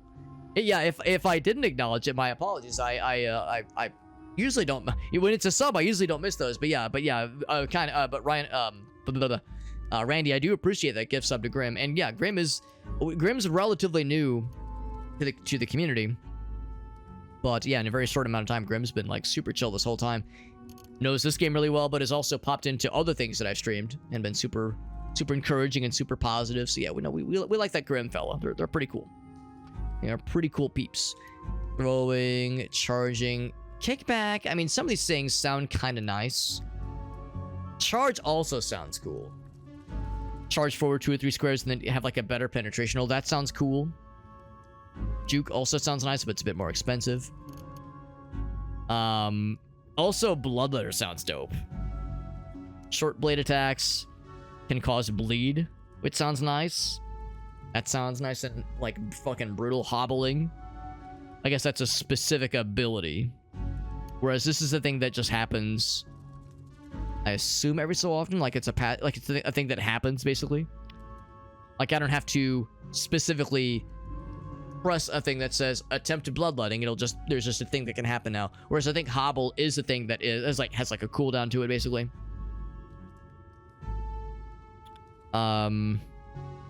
You hit you penetrate once and hobble them, which means slower movement speed. So if they were to try to run away, I'd have an easier time catching up with them. But penetrating, like getting through the armor, does sound nice. It does sound cool. I think Bloodletter does sound a little bit more delicious. When they miss with the melee attack, there's a 40% chance I will get a free attack with a short blade. So that all does sound pretty cool. But for long blade, I could save up for lunge or swipe or dueling stance. I could just save up. I could do the improved defensive stance, which would be an immediate benefit from a +2 to a +3 for the dodge bonus. That's an option. Some more GeoGuessr. That is a fun game too. Yeah, that is very much on my list. Yeah, GeoGuessr is something I really ought to play again at some point, because that was very fun. We played it a while back. We're nearing the point of being able to have multi-weapon mastery, which would be even better offhand chance. That sounds pretty dope. We need good agility or strength. I think our agility is getting close. Yeah, one more agility. We'll be there. We will be there. We're already good on cooking and gathering. Oh, right. We have bow and rifle stuff. Suppressive fire. So if we hit your target, they're suppressed and they can't move. It sounds nice. Wounding fire. Each penetration on each shot that hits, target bleeds. That's pretty cool. Then surefire. That's all pretty neat. I like all these things. What does lunge do? When you have aggressive stance, you lunge through an empty space, attack, and then move. Wait, hold on. You lunge through the empty space, attack with a +2, and that's it. Whereas if you're defensive, you attack and then lunge backwards 2 spaces. And if you're in dueling stance, actually, dueling stance might be the one to go for, honestly. Guaranteed to hit, penetrate at least once. That sounds cool. And then swipe against all. Ooh, that sounds nice. Against all adjacent opponents. That does sound cool. Attack an opponent, attempt to disarm them. That sounds dope. Yeah, dueling stance might just be the one, honestly. +2 to hit with long blades and short blades. Yeah, I think I should save up for dueling stance. Unless there was something that cost 50. If there was an easy low-hanging fruit for 50. Then I might just save up. Alright, just save up. Is there anything for 50 that I've been hanging on to? I mean, depth throwing, yeah, we never really throw things. Missile weapon at a target in melee range, which never really happens. I think I'd probably just save up. I mean, setting bombs instead of grenades instead of bombs, maybe. We need to get the starting wayfaring skill for that one. I could learn about cudgels, but we don't use cudgel things. I could go in on physicking, which would mean my bandages would be a little bit more effective. And I can I'd be really good at voluntarily amputating my own limbs. You know, in case you just want to for fun. As a treat. I think I'm gonna save. I think we're gonna save the points and go in on that dueling stance. That sounds too good. Too good. Yeah, swipe. Yeah, exactly. Swipe sounds so nice.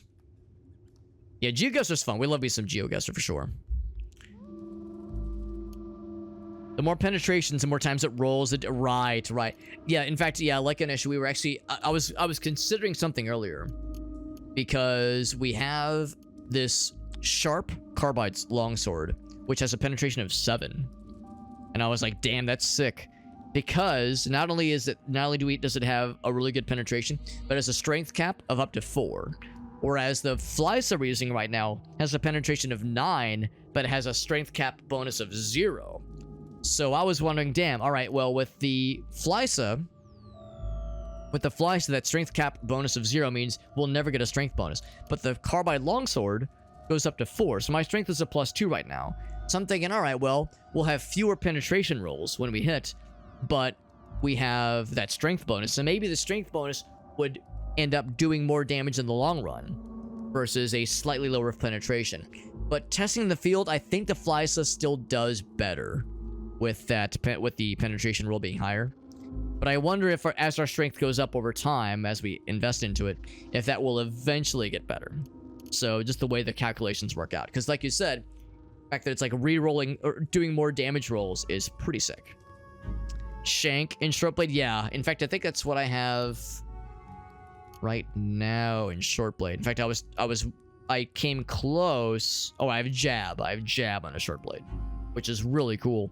I came close to going in on bloodletter, which does sound really cool. And I'm assuming that's like a passive thing where I don't have to enable it and it has like a 20-round cooldown. It seems like it just happens whenever you attack and penetrate with a short blade. But yeah, again, I think I might want to save up for the 200 that it costs for the dueling stance. So the name of this game is, yeah, the Caves of Cut. That's the name of the game. That's right. That is correct.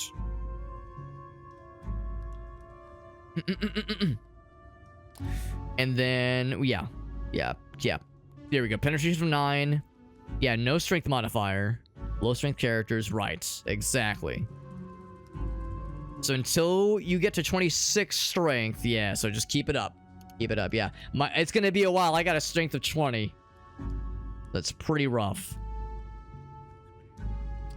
Yeah, long blades are great, yeah. But then shank is a thing later. Oh, it's down here. I didn't even notice it. Okay. So I need to get that agility up to 27. But once we do, I mean, really, we're not that far off. We're not that far off from 27 agility.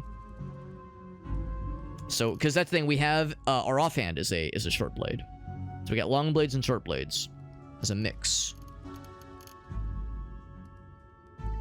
+2 penetration rolls. Wow, that's pretty cool.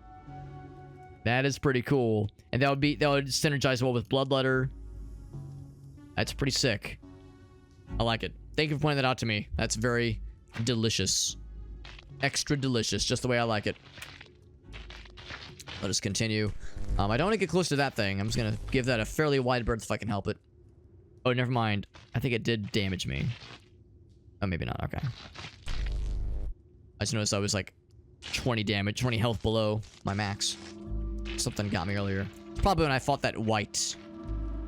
W-I-G-H-T, the white. He's white.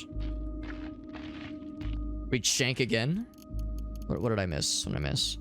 It says cooldown, make a melee attack. Short blade. Primary or offhand, okay. And so that does have a cooldown, which is not too bad, honestly. And it's a +2 penetration rolls for each negative stat. Right, so like, well, maybe I'm mistaken. It sounds like, yeah, it's like if the target has negative status effects applied, then shank stacks really well with like better penetration, like obviously more damage. So if you could cause bleed, and I don't know, sometimes you can cleave, Some attacks or some weapon types cause cleave. I'm just thinking if there was like a bunch of negative stuff you could put on them and then fuck them up, then Shank can get him really good. Okay, I didn't realize you could stack bleed. I thought you would only like just have bleed proc once. But if you can put multiple stack, oh there we go, can stack a number of times. There you go. So that was a detail I did not know about. Right, damn. See, that makes me tempted to just go ahead and get Bloodletter now, knowing that the bleeds can stack. That's sick. That is sick. 75% chance too. But I mean, the dueling stance thing sounds so cool, man. Damn. Wish I could just have a really good idea and just suddenly get 50 skill points. This dueling stance sounds great. Yeah, that's pretty good, yeah. Because that thing, my guy's an agility fella for sure. And again, it'll be a while before we can actually get Shank. Okay, I'm getting Bloodletter now. I'm not waiting. I'm getting Bloodletter now. Well, in 2 more levels, I'll get the dueling stance. In 2 levels. And just to be clear, right, so that's a passive skill. I don't have to do a thing to initiate a Bloodletter chance. It will happen on its own. 75% chance to happen. That's huge. Yeah, getting the bleed is good for sure. For sure. That's very, very cool. Thank you for pointing that out. Whoa! A white of a Golgot electromagnetically pulsed towards me with a wall of force. Oh, there's 2 of them. One is a fella, and the other one is a fella. What was special with him? He's like, he's colored differently. There is a folding chair and a bunch of electricity. Oh. Did I step on a thing?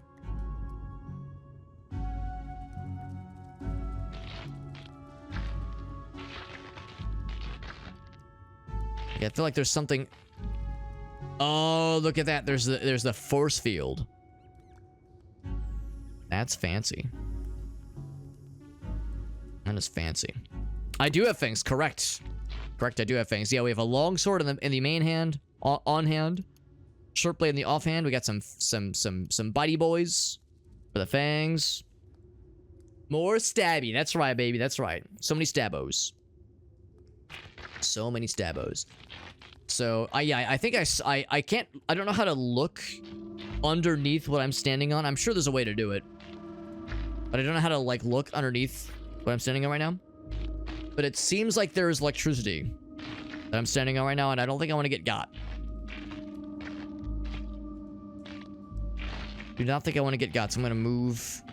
Oh, it's emitting from me. That doesn't seem healthy. Metabolizing defensive, so it's not like a status thing, I guess. But he did hit me with the electromagnetic pulse.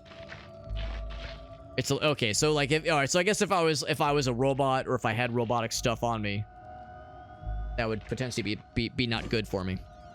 2 of these guys. What? Let's see him. I've hit him first. Maybe, what does he have? He has carbide hammer, fangs, and the skin suit. Skin suit. What a serial killer. Longsword, ape fur hat.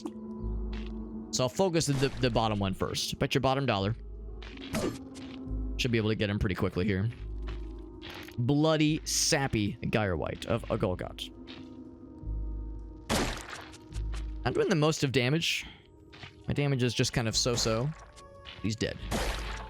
And then I fucking critted his ass for 9 damage. Delicious. That was with the fangs. He's dead. And they dropped a bunch of stuff. So they gave us... Can't imagine the ape fur hat's gonna be all that good. That one is pretty cool. Get one of those guys. Look at the fangs. Fangs, the gross ones. There's a carbide longsword. Probably not gonna get another. Oh, that has something. It says EMP. It's pulsed. Curious. Sappy, salty, bloody human corpse. Just the way I like them. Did it get turned off? Oh, maybe that's why the damage was shitty. Was shittery.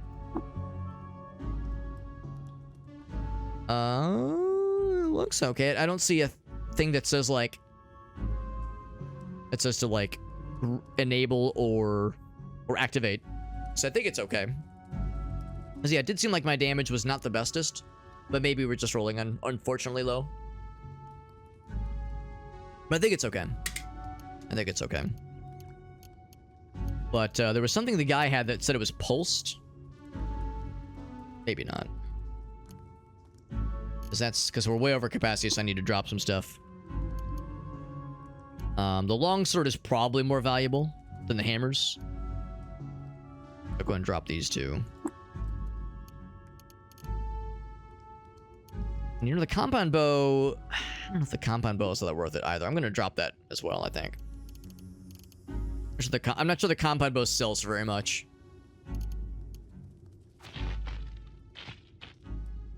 It would say EMP. Oh, okay, so the other guy's hammer got pulsed. I think this one's okay. Can I say show effects? Yeah, this one's fine. We'll just check that way. Drop the hammer on somebody. The band hammer. There is a metal folding chair. I will disassemble it. Give me some tinkering bits. Give me the bits. I will open up this guy. There's a weird artifact. And then a bandage. Oh, don't equip it, but get. Shit.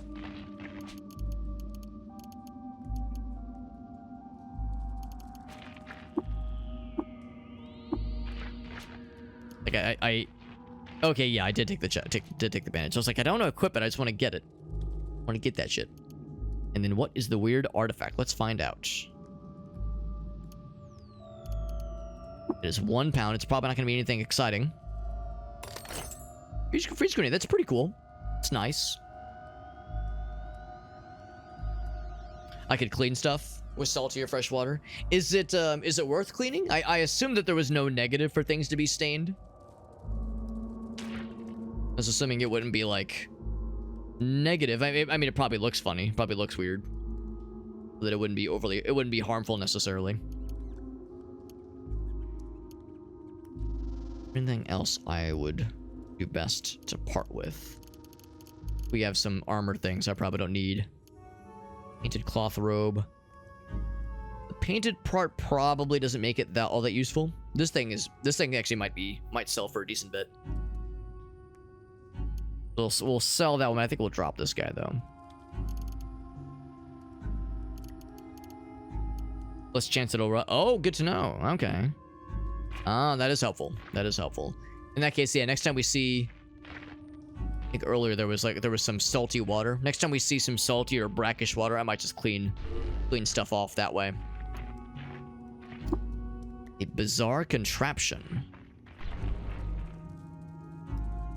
Bizarre indeed. Closed door. Whoa! A sprouting orb.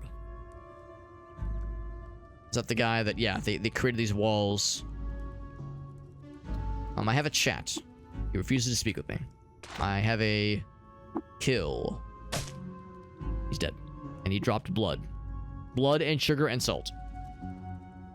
So sun liquids, yeah, the putrescence, yeah. I've seen the putrescence, and I thankfully didn't have any issues. But I just the name made me wonder. Like I remember taking pains to avoid it because I was concerned that it was going to be something not good. It's the word putrescence. I was worried it would like poison my guy or something, just cause something that's not good. Sounds like I was correct to give it a wide berth. Could repair it if I wanted to. Just takes some scrap metal. Not gonna bother though, but that is neat.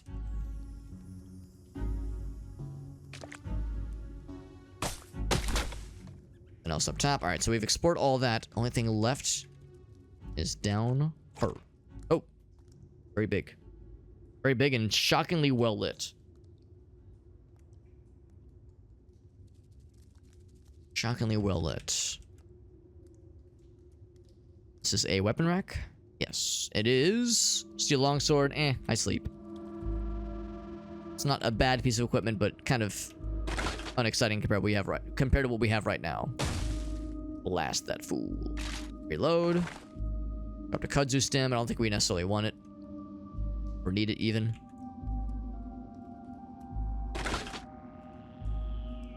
Oh, did I not check this one? I thought I checked this one. Steel Potter's Knife. That's actually what we have right now as our offhand. We have a Steel Potter's Knife that is just named funny. I think that's all it is, really.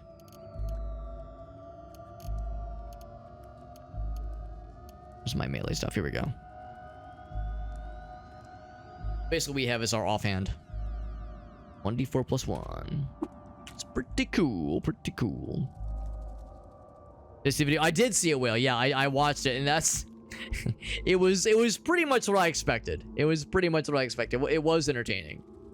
It was definitely entertaining, but I was like, yeah, probably best I don't show this on stream necessarily. I don't think it would ruffle any feathers, but it's like I'd rather play it safe. But yes, it was just as promised. Just as promised. Is this graffitied, by the way? Oh, it covered the stairs. No wonder. I was like, why is it purple? Right, it covered the stairs. That's silly. Anything else I wanted to take care of in here? I don't think so. Do not think so. Going down. Are these guys gonna try to fuck my shit up? They are hostile. Whomst is this? Oh, it's a statue.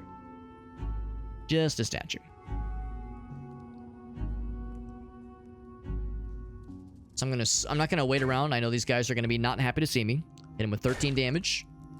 Bloody his ass. Don't actually bloody his ass though. Yeah, I did really good damage with the Flysa, no question.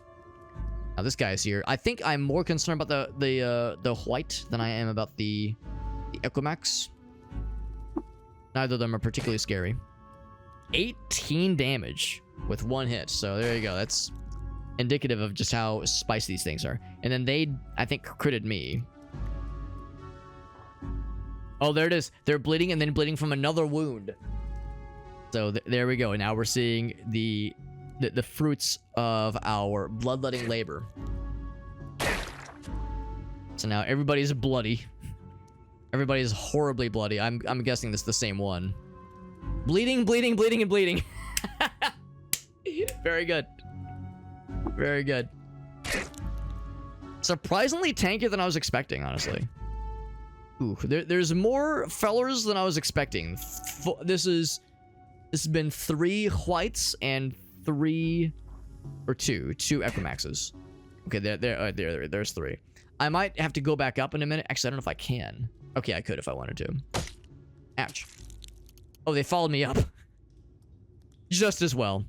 Just as well they followed me up. Now I can launch line them up because I just one-shot that guy again. 25 damage crit. Wowzers.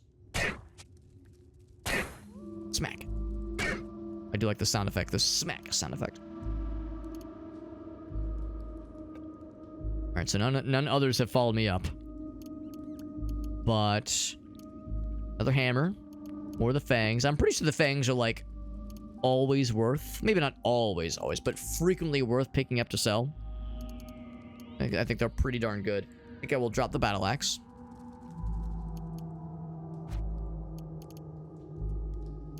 Anything else that I wanted to pick up? I don't think so. Smack. Who else is wounded? Perfect.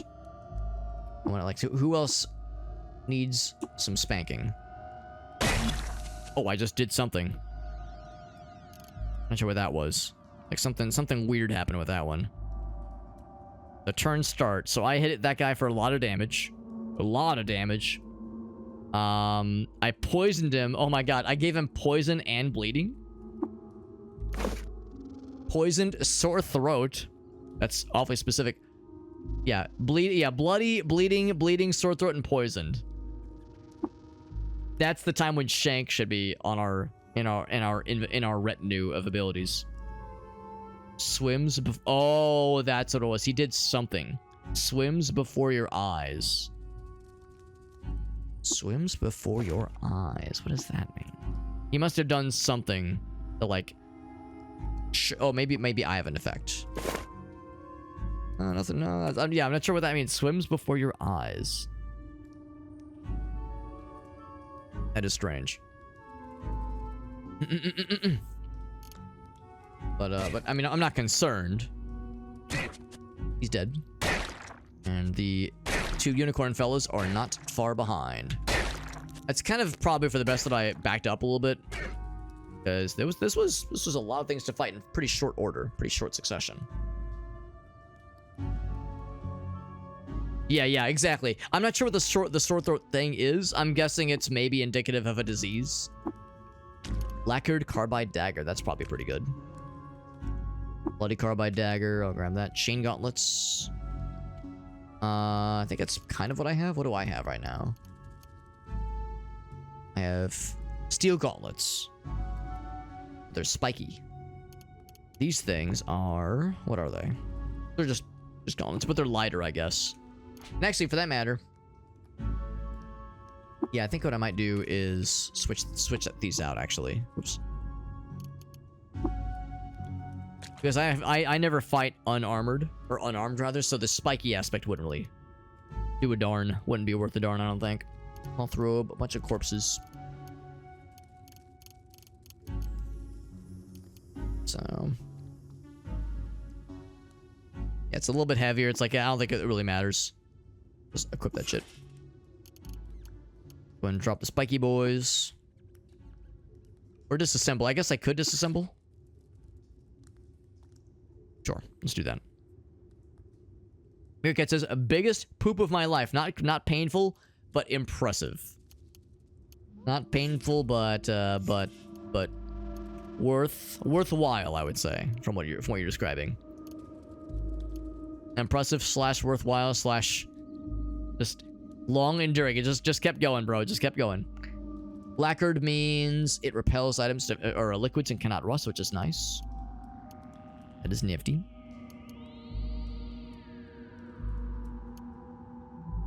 Something else that I would still need to drop something. Probably drop the longsword then, because the daggers are going to be more worth, I think, like relative to their weight value at least. And we have a lot of the fangs. We're obviously keeping that longsword. Drop that guy. And can I get... I guess there's no horse corpses. I can't get the horse meat. Maybe it's for the best, honestly. Maybe for the best. Congrats on the big poop, though, Meerkat. I'm proud of you. On the poop. The poop birthing. Shit outside with the rest of the buffalo. Yeah. Yeah, I've seen that one too. That's an all-timer. There's Thistle. These guys are annoying. Do they launch stuff? I don't remember if they like... Yeah, they're shooting shit at you. At me, rather. Bam. Bam. And then this guy. Which might be a shrine we've already... Yeah, it looks like we've already read that one before. Once before. Or folding chairs. Always a good time when folding chairs are in the mix. Always a good time. Some wooden arrows? Sure. I'll get them. Who's ever going to say no to some free wooden arrows? Painted or engraved? Yes. Yes, you're exactly correct. Because, yeah, we've already looked at the carbide longsword. There was a painted... a robe we saw earlier that we read. And yes, it's just like you said, that is frequently a nice way to get some learning. Some book learning. Speaking of which, book learning. The new one. More about our taxoduct. And what is this machine? It is a Becoming Nook.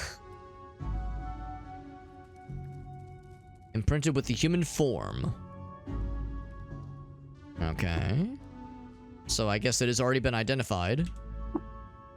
Cybernetics rack. Oh. Cybernetics. You have my attention. At first you had my curiosity, now you have my attention. Cybernetics, you say? Here, this requires potentially special attention. I'm going to sit down for this one. Steel battle axe. It's nice. How quaint. I sleep. I'm gonna sit down for this one because if it's cybernetics, this could be really cool, but I really want to make sure it works. I'm gonna sit down. Actually, I didn't mean to pick up 2 folding chairs. I just wanted the one. Sit down, because when you're sitting down in this game, When you're sitting down this game, your guy has more gooder ability to disassemble and examine things. That is exciting. So, let's examine the stuff. An intravenous port implant. Not what I was expecting. There's an interface. Oh. Yeah, try the Nook. Oh, interesting. Interesting. Am I a Truekin? We are. Our guy is a Truekin. What's it called? Syzygyrior? Truekin Syzygyrior. The effects of tonics last twice. Oh, damn. That's sick. I'm a Truekin genotype. What luck. High-grade dermal insulation implant. That's really good for resisting shit. Yeah. Bro, I think I just lucked the fuck out. Love it. Love that for us. All right, let me just pick up my emotional, what do I call it? My emotional comfort folding chair. Let's interface with this thing. Aristocrat. One step closer to the grand unification. Yeah, let's learn. I've never gotten to one of these before. I've never seen one of these things before. Or chat friendly. Oh, thank you, Randy. I appreciate that, man. I appreciate the kind words. Just trying to give it to decide who to give us up to. I'm a side with Grim on this one, where it's like, you know, you've already done so much, Randy. You've already done a lot, and you've gifted a bunch of subs over the past couple of days as well. So, and I don't want you to stretch yourself too thin. But of course, I appreciate you being here. That goes for everybody. Of course, I appreciate everyone being here, but I don't want anybody to, you know, to do anything beyond their means when it comes to, you know, going ham on the gift subs or the cheers. I think that kind of thing is never a thing that I'm like actively striving for. Of course, it's always appreciated, but yeah, it's never a thing that I'm like sad if we don't get enough gift subs or that kind of thing. It's never like I measure a stream by financial, you know, accrual. That's never the main thing that I'm gunning for. I'm just happy to be here, happy to be chatting with folks, having a good old time and playing some good games. You have implants installed at Becoming Nooks, such as this one. Cool. How many can I install? Insightful question. Thank you. I thought of it myself. There's a point cost, and the total cost cannot exceed your license tier. Displayed at the bottom. So I have 2. Print is 2. Upgrade your license, Nook, by spending the cybernetic. Oh, I have 2 credits. And I uninstall implants. Most finely uttered. Oh, so flattering. So complimentary. Freely install and uninstall at a Nook. Some are destroyed when uninstalled or cannot be uninstalled at all. So, I have 2 cents. I have 2 cents of cybernetic fun money. Cybernetic monopoly money. Cybernetic's credit wedge. 2 cents. Look at that. So cool. 2 pennies. 2 pennies of upgrades. I got the SmackDown folding chair. That's right. You know that clip of, I don't know which one it is, but there's a professional wrestler and he's in a match and it's like a Christmas themed match, and there's something happening where he's got a guy in the ropes and he looks over to the corner and there's a Christmas present in the ring, and he goes over to it and he opens the Christmas present and he pulls out, it's a folding chair, and he looks back and just grins with a big old shit-eating grin. Like, oh, you shouldn't have. I love these. I fucking love that clip, bro. I never watched professional wrestling back in the day, but I love that shit. Love that shit. Now, it was John. I think you're right, Mirka. I think that was John Cena. And his name is John Cena! Anyway. So I'm gonna see if I can upgrade my stiff. I'm assuming that it's not... I'm assuming that I might as well upgrade this now. Like, I might as well. I'm assuming if you upgrade your license, it's across the board. It's not like a, it's not like it upgrades it for just this one station. So, upgrade your license for 1 credit. Become a finer aristocrat. I love how nice this machine is because we're an aristocrat. If we're using this machine, we're not just some regular jabroni. We're an aristocrat. And it's like, oh yes, excellent question, user. Oh, finally uttered question, user. It's like they're very, very happy. Very happy with us. It is for me, not the machine. Right, upgrading is permanent. Let's make it happen, baby. Like, I'm assuming you are becoming. Oh, how becoming of you. What can I say? I am becoming. I do becoming right now. Anyway, moving on. Yeah, I'm assuming there's no other reason to save the credits. I'm assuming I can just go and spend that shit.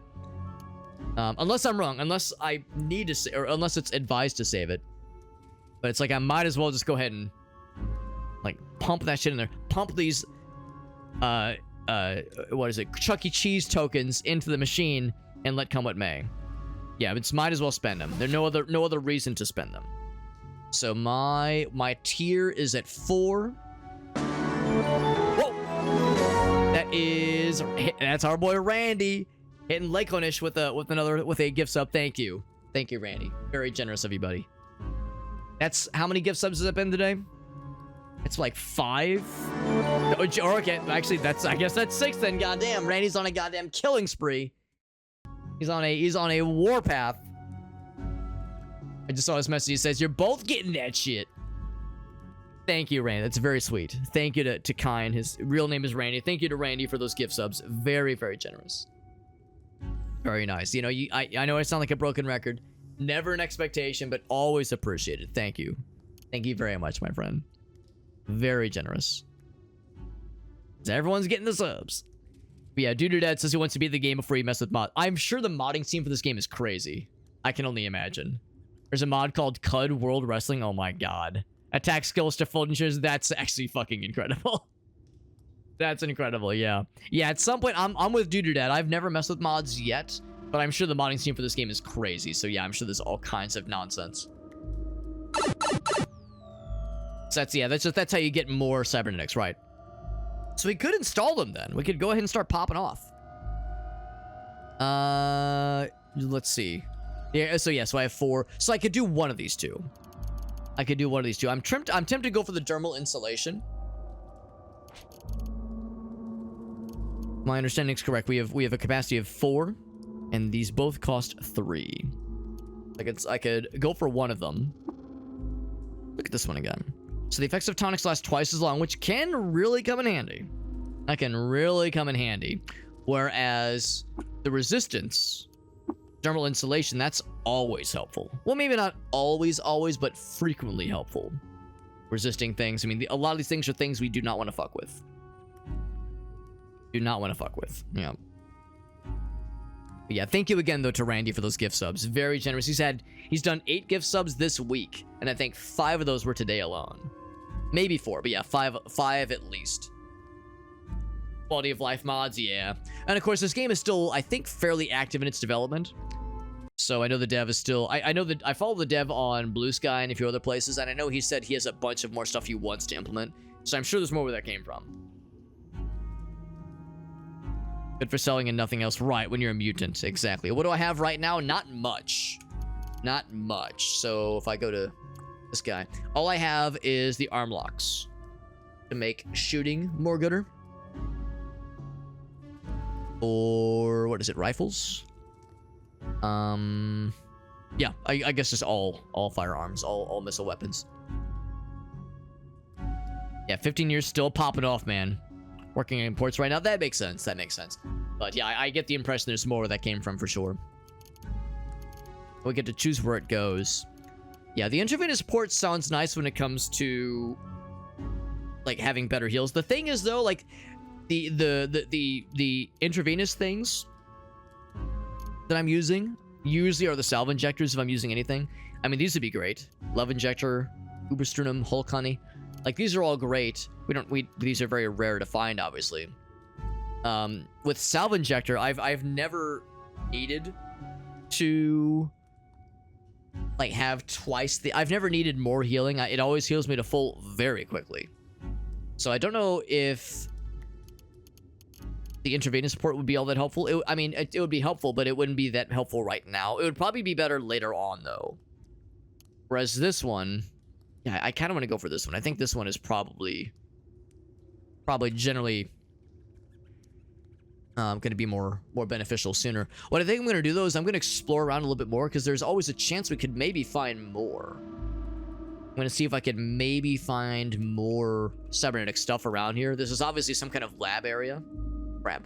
Giant enemy crab. It's obviously some kind of laboratory, so there might be more where that came from. So I'm going to look around a little bit more, and then once I've explored this area, I will commit. Statue of an implanted eater. Gross. The arm locks? Yeah, we have the arm locks right now. I'm definitely not getting rid of those arm locks, so those are sticking around for sure. 9% resistance, yeah, which is really cool. That sounds really nice. In fact, I was advised at one point that depending on where you want to go later on, it's good to stock up on ability to resist heat and cold and some of those kinds of things. Monument to the coupling of machine and folk. Coupling. When I think of coupling, I think of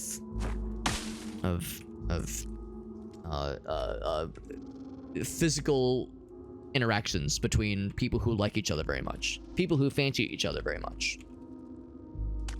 When adults like each other very much, they perform certain activities. One might call it coupling. Hit their asses. I could dig. Actually, I could just scooch up there. Sidle along the wall there. Puts you right in the middle. I think we've probably left the lab area, because now we're just seeing random plants on the walls. Oh, I say that. See a bunch of empty bookshelves.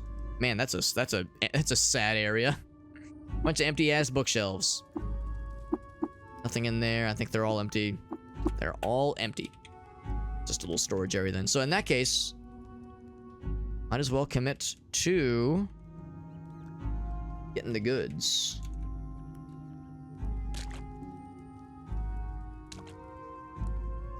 Let's go for this thing. I say let's go ahead and get that dermal insulation, please. Install the goods. I'm thinking that one. I'm thinking Arby's. Ending slaps the shit out of you? Yeah. Oh yeah, I have... There's no way to prepare myself for what the ending of this game is going to be. There's no way to prepare myself for what the mid-game of this game is going to be. Because Golgotha is on my horizon, which scares the dick out of me. Scares the dick right out of my ass. And let's be real, my willpower has a -1 modifier. My ego has a -1 modifier. That means that any... like what's the word I'm looking for? Psychic attacks are gonna turn me into a fine paste very quickly.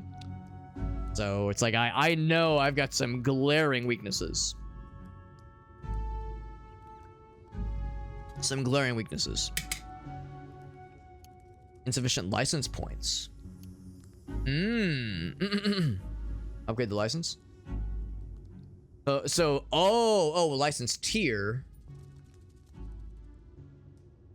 Points used. Oh, I understand.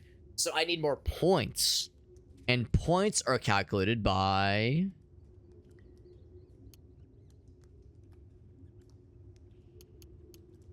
That's gonna install. So it can't exceed your license tier. Okay. So the maximum would be 4, but I've already used 2. I see. So I need to upgrade. I need to upgrade the license further.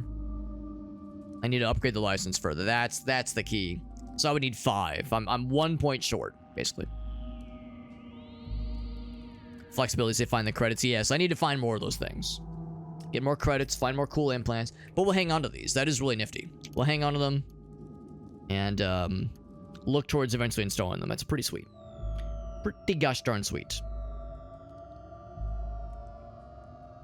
Yeah, things seem great right now. I know that once I enter Golgotha, I don't know the details, but apparently once I enter Golgotha, I'm gonna have my butt thoroughly reddened. Both cheeks, nice and pinkified from some powerful spanks. And not the good kind, not the fun kind of spanking. The kind that my wife does to me in our bedroom. With the paddle, the one with the holes in it, you know, the good shit. Not that kind, not the fun spanking that hurts, but kind of hurts just right, you know, in a good way. You know, just you know what I'm talking about. Anyway, not gonna dwell on that. The beast with 2 to 9 backs. Yes, yes. With all the mutations and extra heads and arms and legs you can grow. Dude, your dad says you were going to be playing some. I mean, it's never too late. Cud is always there. Ready, willing, and able. Always waiting. Let us descend further into madness. No, Shayna. Shayna's like... She keeps trying to, like... rub her gunk, her, like, cat gunk on my hands and, like, jump on the table. She's like... She's popping off right now. Randy says I could buy everyone sub. Yeah. You've already done so much, kind. You've already done so much for us, Randy. We appreciate you, buddy. Is this classic mode? Yeah, this is classic mode. Yeah, you know, no shade towards anybody who wants to mess around with like the role playing kind of free play mode, but I want the standard experience. I want the standard Caves of Cut experience. I want to do it right. Blam! 20 damage. Reload. Ouch. Critical hit for 1 damage. Was that a sick crit for 1 damage? Crit for 5 damage. And then I cause him to bleed, and then he immediately stops bleeding. And now he's dead. That's how that works. And then a hydrate. Hydrate so you don't dehydrate. I get Shayna. Her name is Shayna. She's an old girl. But a good girl. She's an old girl, but she does her best. Yeah, my wife's family got her when my wife was 13 years old. And she is turning 31 in a week from now. So we suspect, you know, doing the grade school arithmetic, that Shayna's probably somewhere close to 19, maybe 20 years old. She's an old girl, but she's a sweetie. She's perhaps the most affectionate cat I've ever met in my entire life. She is always down for lovies. Always down. Oh, poison. Cringe, bro. Poison. Gonna cause poison in today's highly charged political environment. In front of my garden salad, really? Really, bro? Poison? So fucking cringe, bro. Now let's make room for the stuff I just picked up. Because I'm taking up stuff in my inventory.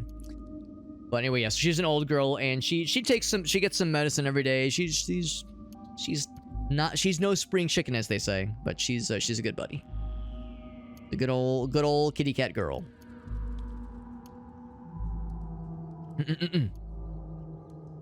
Recommend roleplay mode? You're probably not wrong, like Anish, until I like really prove myself and get good. Roleplay mode probably is a smarter choice, but I don't know. For me, like going in on the like more or less proper experience. Just drop these things.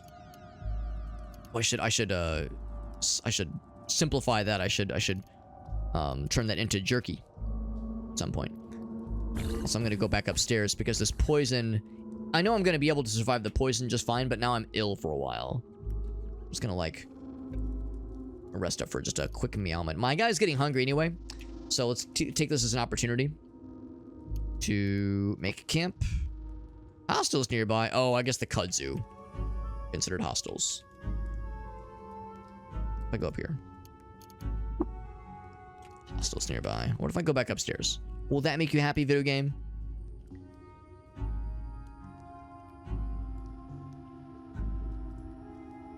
Whoops. Sure. Light that shit up. Bloop. And then go ahead and preserve some fresh stuff. Boar meat, there we go. And you know what? I'm inspired, so I can make a new recipe, a brand new recipe.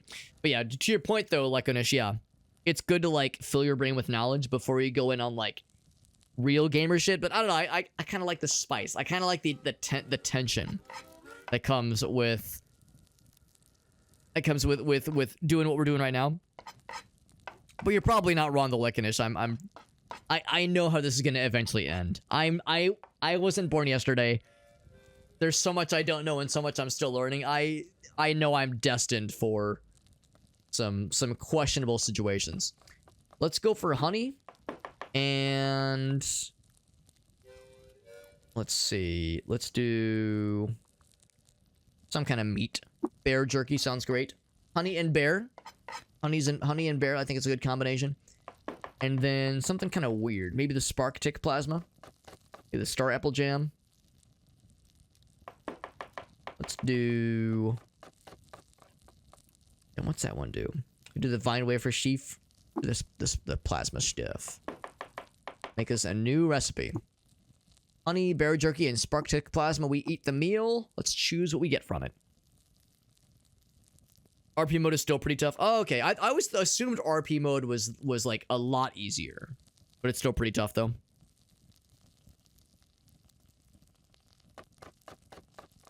Have a good night, Graham. Thanks for hanging out, buddy. Yeah, it is getting kind of late. I'll probably have to wrap up in a little bit myself, honestly. Morrowind's post-apocalyptic cousin. Oh, interesting. I do love me some Morrowind. So that does interest me, Lekonish. I see what you mean, though. It allows you to restore. Yeah. So like it's still hard, but the tension is not as rough. That is pretty cool, though. Yeah, Morrowind mention. That's right. That's the thing. Yeah, I kind of like the roguelike mode. I like the idea if the character dies, we have like a new fresh opportunity. Now, granted, that was easy to say earlier when I would die at level 1 or level 2. Dying at level 13 would definitely sting. Would definitely sting. Wander mode, yeah. Maybe that's what I was thinking, though. Zero differences difficulty-wise. Right. It's the ability to save and load, that kind of thing. That makes sense. The +3 to saves versus disease is probably a good idea. I should probably just go for this one. Resistance is cool. You deal electric damage, which we don't really do. Let's go with this one. Big Spanky's pancake with meat, honey, and stuffed plasma. Delicious. Yeah, it's been made clear to me that there's going to be a situation in our future, not too far from now, where we will want the ability to resist diseases. We're like going to want to seek out. We're going to want to seek out recipes, if possible, that allow us to resist diseases. I don't know what it entails, but it's something that I've kind of picked up on. So so when I saw that recipe, I guess because of the honey, I guess honey gives that as an option. Things with honey allow you to potentially potentially have an easier time resisting diseases, which is nice. Our felt dream did not quit until long after sunset, when the mist die down the well of gravity. Yep. Incredibly incomprehensible and not at all useful information at all. Very good. My guy is thirsty. Whoops, wrong button. So I'll take a drink. A drinky drink. Quenched.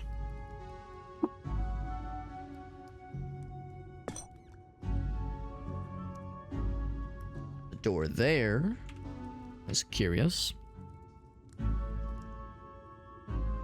Oh, I appreciate that, Ryan. I'm sorry, Randy.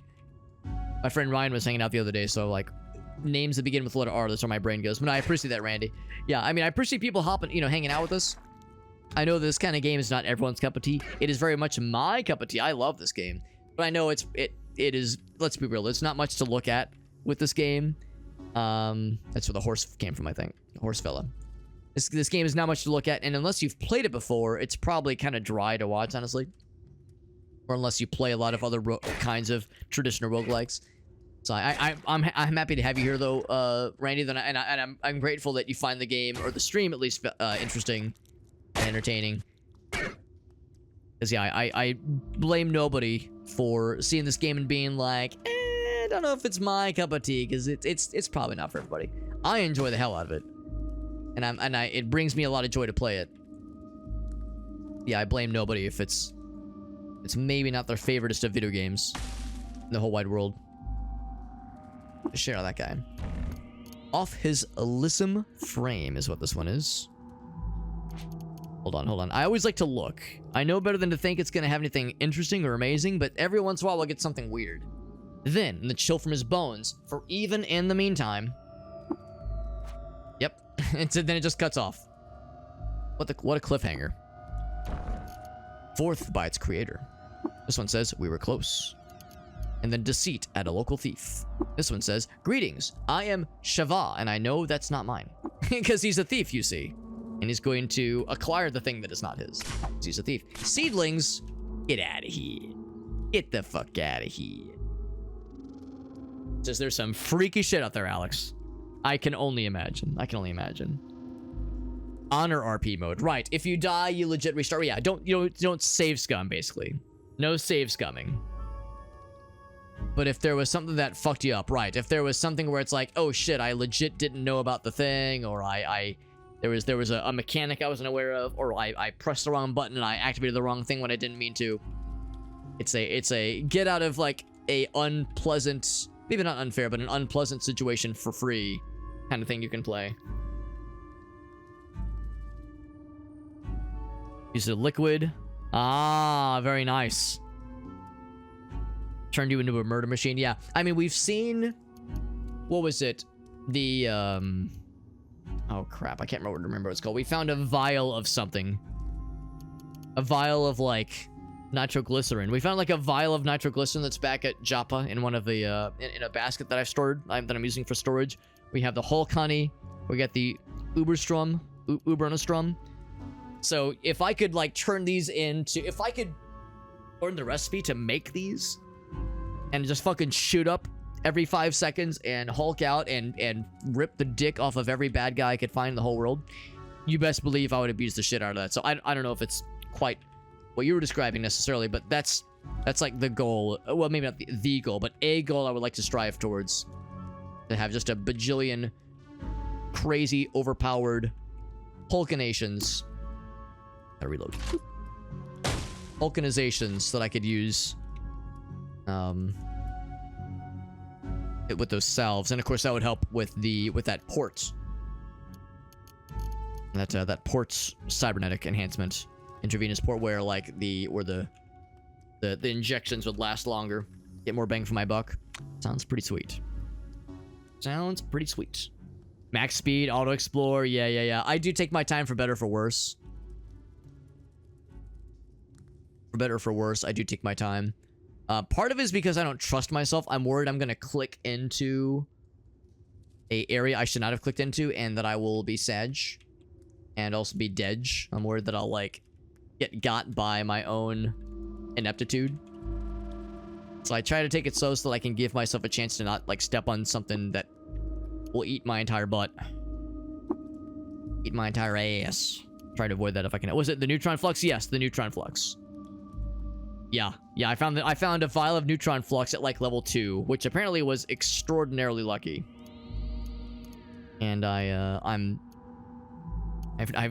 don't know what to do with it, but we have it.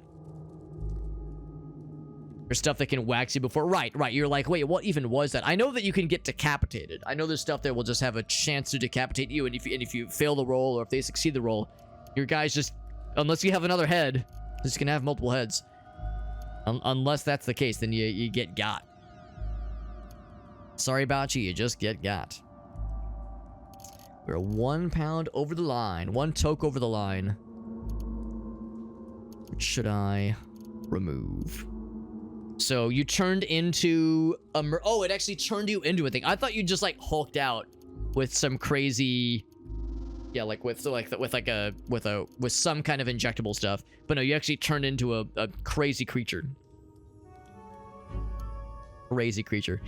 Oh, gosh, says it's no Corpse Keeper. Yeah, that game is really cool. That game is really cool, and I honestly would be down to play more of it. So it is very much a thing I'd be down to experience more in the future. Let's do this. I'm going to pour all my water into my camel bladder. Oh, no, I guess not all of it, but a good bunch of it. And then I'm gonna equip that on my back because we're underground anyway. Might as well. That opens up a bunch of storage capacity, carrying capacity. We're underground anyway, so I couldn't fly here if I wanted to. Just a hand axe. Hand axe on the table. Go around. Oh, fuck. I'm trying to avoid fighting these guys if I can help it, just because they can rust your shit, obviously.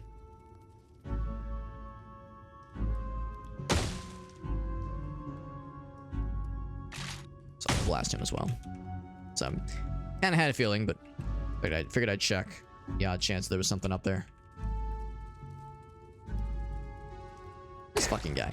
Who invited this guy to the party?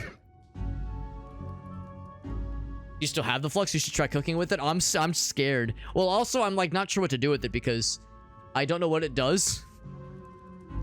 I'm assuming it's... well, actually, no, I'm not assuming. I know for sure it's, like, insanely valuable. So we could cook with it. My guy's really good at cooking. But yeah, I have no idea what to do with it or what I should do with it. Maybe that's the answer. Maybe cooking is something. It was a permanent transformation. That's awesome. The thing you experienced. So cook with it, but do not drink it straight. Yeah, I'm assuming it... Well, doesn't the description say something along the lines of it would, like, open up a black hole or some shit? Something impossible and terrifying. So, yes, I very much have a vested interest in not just drinking that straight. And I think it's also why I was dubious when it came to cooking with it, because I was like, I have no idea what this is going to cause to have happen. What this will cause to happen to a unsuspecting hobbit. 200 hammers and axes. Pretty cool.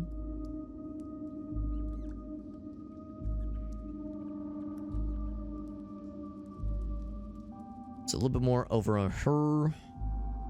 Fire on that guy. Hit his ass. Is a dead end? Of course it is. Hit that guy. Another seedling. Cringe, bro. Trying to shoot seeds at me. Super cringe, if you ask me. Boop. This is another dead end, so it would seem. Don't want to spoil the fun. It is something, though. It has uses. You drink it. Oh god, throwing it. I'm guessing, yeah, if it's nitroglycerin or a black hole in a bottle, that yeah, it just fucking kills everything in the near vicinity. So yeah, I probably shouldn't just throw it or blow it up willy-nilly. Phenomenon. Extend will act as its people had, and who wrongly imagine themselves above the insulation shrub. Yep. Very good. And then this one says, the nethermost reaches. If the prey is killed, the rhizome on choppy waves and break on the other. Some AI generated shit right there. Span between Ursine. This poem serves only as a trophy. All right. And I shall take it as a trophy.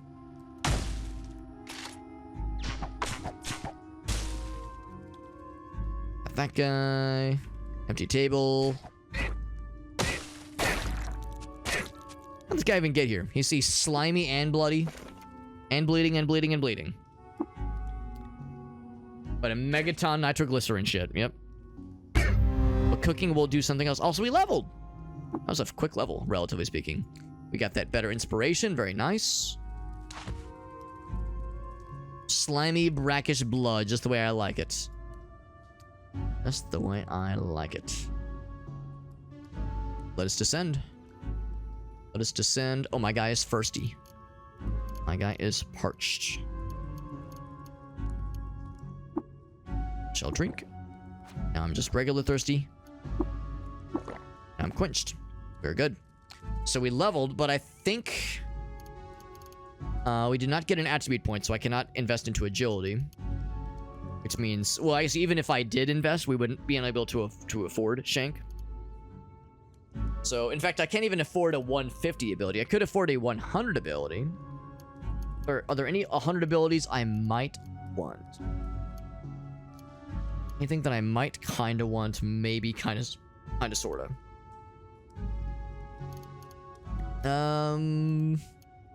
Swift reflexes would be nifty. That'd be like a good thing to eventually get, probably. You know what to do with books? No, I do not. I have no idea. I've been informed that you want to hang on to them. And, well, I've been informed that the regular ones they're useful later on. But I've also been informed that the yellow text ones you absolutely want to hang on to. That's a big priority item. The yellow text ones. But that's all that's the basis of the basic and the basis of what I know. And yeah, for all these long blade, improved defensive. I mean, improved defensive stance. That's nice right now because my guy has a defensive stance equipped. Poison tolerance. Sounds nice. I mean, those all sound nifty. I think I'm just gonna save up though. Yeah, we're just gonna save. Save the points. Save the pointies.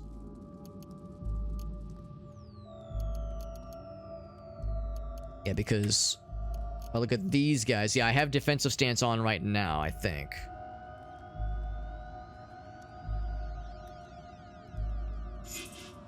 Yeah, defensive. Oh, maybe I didn't. I mean, I do now though.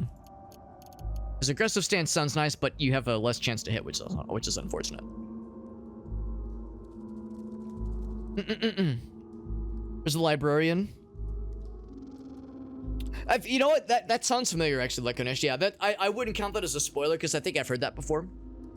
Well, I guess it's a spoiler, but it's something that's I've already been informed of. Ouch. So yeah, that is good intel. That is good to know. I shot that sandstone really good, didn't I? Probably because of the hard corner. So yeah, so it is worth hanging on to the books for sure. And I'm guessing the regular books and the yellow textbooks. So both for sure. I found some fresh water. Can I collect it? Probably not all of it though, because that does overburden me.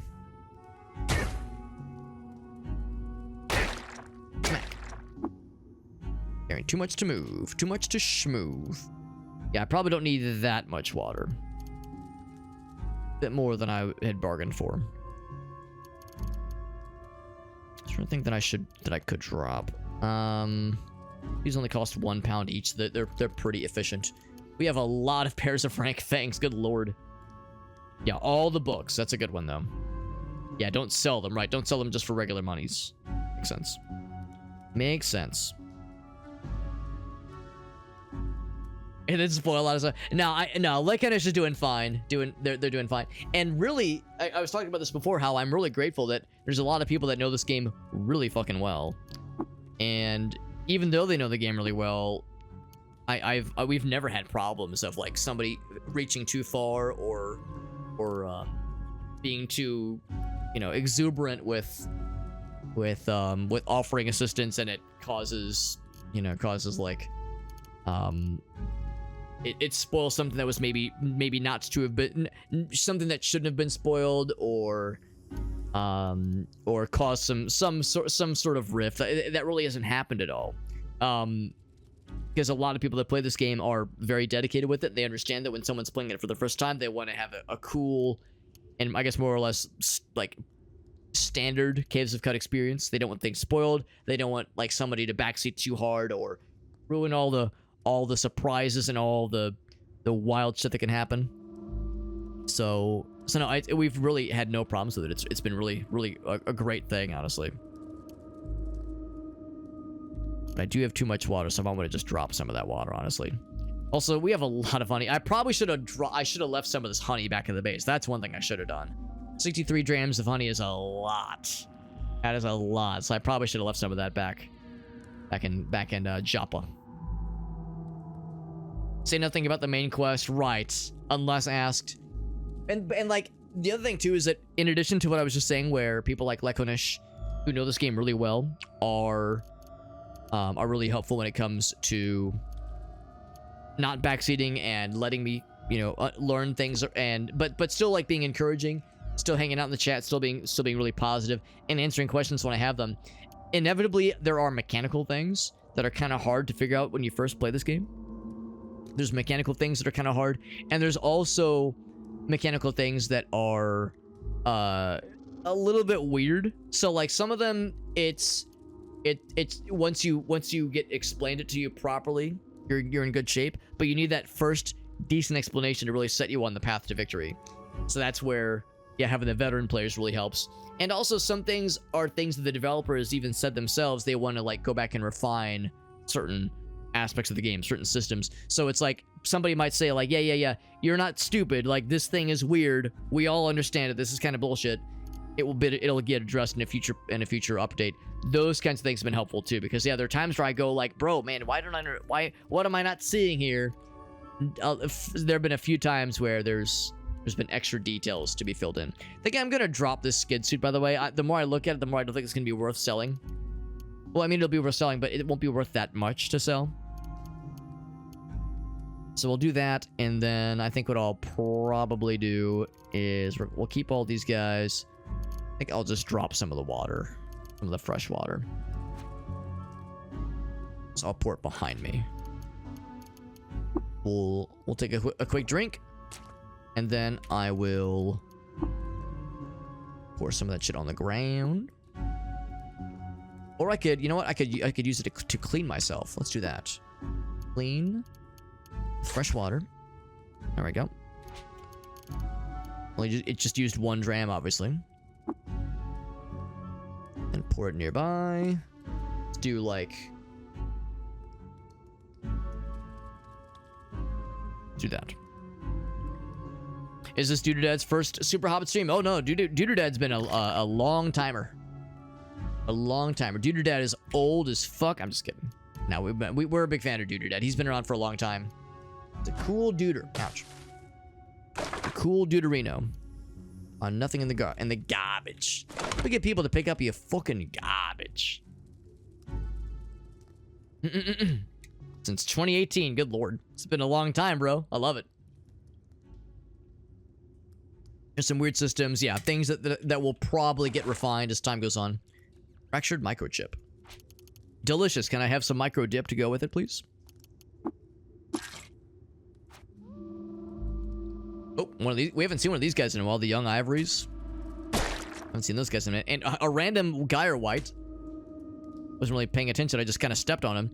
He dropped a salt hopper mandible. It's a long blade. Penetration of 6. Which isn't quite as exciting. Pretty cool, though.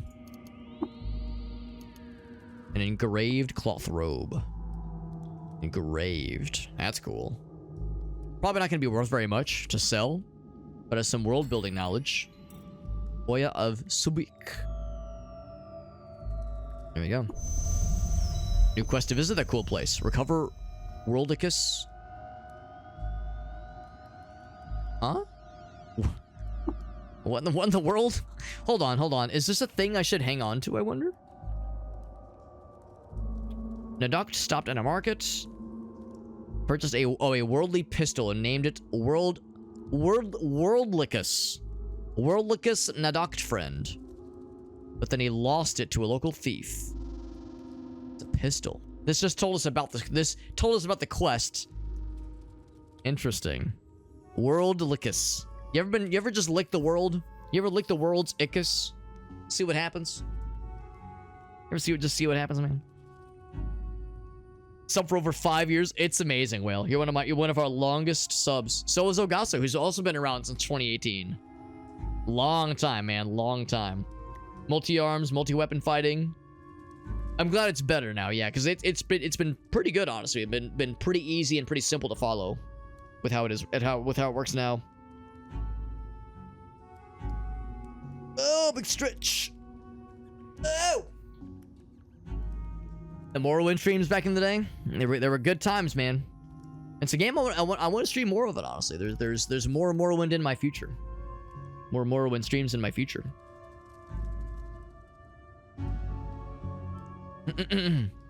Since 2015, I've only been streaming with a schedule since the very end of 2016.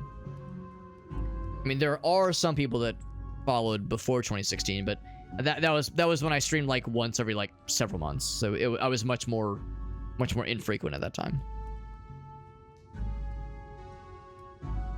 Right? Yeah. So we don't need the robe.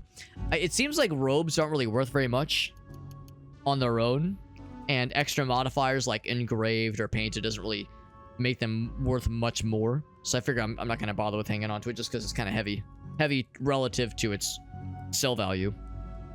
But yeah, I can at least just leave it for now, though.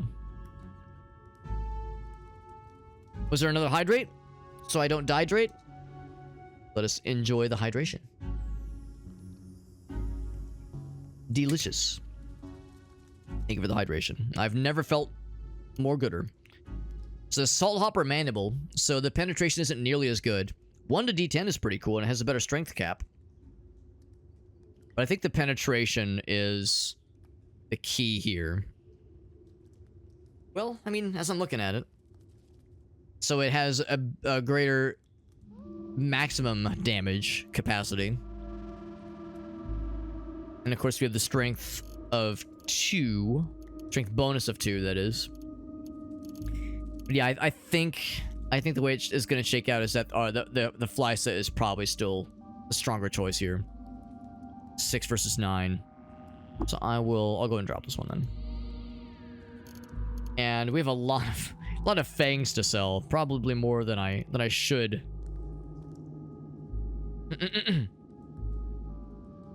Probably more than I should sell then, or should hang on to.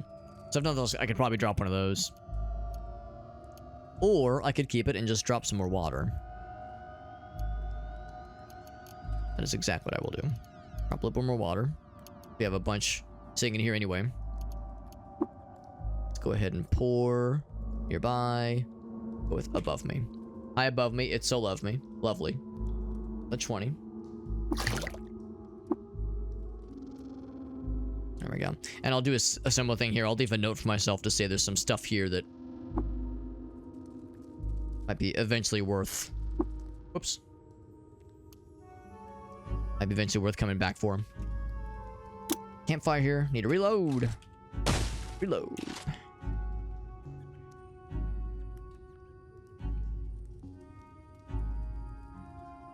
Ouch. What else there? It's cool though, the salt hopper mandible. I've never seen those before. I mean, we've seen salt hoppers. They are, they are at this level not so scary, but back in the day they were scary. Back when we were early level, that was a very scary thing to find, a fight rather. I've never seen them drop a mandible as a weapon though. So that is pretty sweet. Oh shit. Stuck.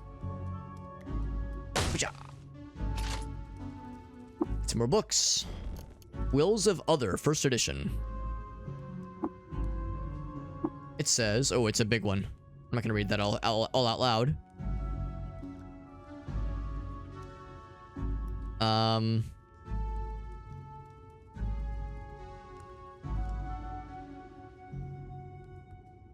Yeah, it's kind of gobbledygook. Producing in a manner totally different from any agency, which is not terribly assertive, but she did address me. Yeah, it's completely incomprehensible, as it should be. Just the way I like it. Son, I know what. 3rd edition. You have completed the ritual of Elsing is complete, Waterhand. Elsing. You're just making shit up, bro. Let's go ahead and drop these guys. I really mean to pick them up anyway. Jesus, look at all the kudzus. These things are popping off, man. So check Discord. Is it Morrowind? Check Discord. Game discussion, probably. Oh, Shockfire's been playing Magic the Gathering. Oh boy. He says, I still got it, baby. He's playing. Yeah, I can see the thumbnail. He's playing some Morrowind. There it is. Popping off on some Morrowind times. It's a good game. In my extremely biased opinion, it's my favorite Elder Scrolls game. You thought I was going to say it's the best. It's my favorite Elder Scrolls game. Is it the best? I wouldn't say it's the best necessarily. The one I like the most. That's what matters. Oh, because I picked up the kudzu stem. It's like, I don't want it though. Oh, here, I'll just eat it. Nom nom nom nom nom. Sated and tumescent. Delicious. Another statue. Some more histories of the Sultan. Sultans, even. Squeeze by. Oh, I cannot. I have to go all the way around. Which means it's time to kill these fellas.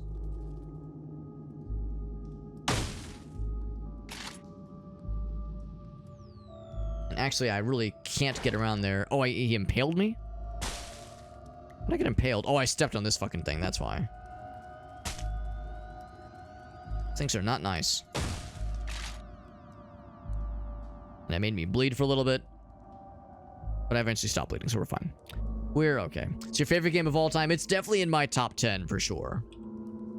Definitely in my top 10 of all time.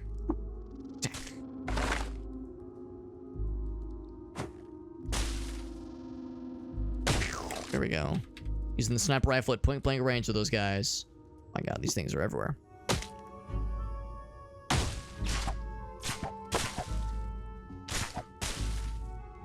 What did it say about the Amaspian folk? Okay, I was wondering if they were trying to say that they like me even less now. As I keep killing their buddies, making them sad. Oh, I slid. Yes. Yeah, I think it was Ogasso, Whale, that showed us that video. The narrated AFSCME asks me video. We got people to pick up your fucking garbage. Where at the end he's like, ask me, American Federation for fuck, I don't know what the fuck that shit means. The union that works for you. With the delightful East Coast accent that makes me happy every time I hear it. Oh shit, right there. Yeah, break that shit. And another one. Bam. Critical hit. Yeah, fuck that wall up. There was nothing there, but it made me feel cool. Made me feel big and strong.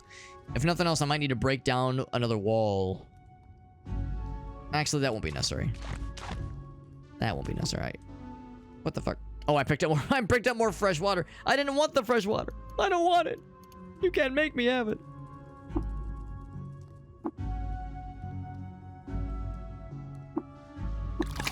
Port above. Up north.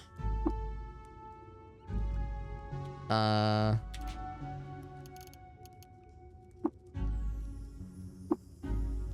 on. Was there something else I picked up that I didn't mean to? Yes. Eat.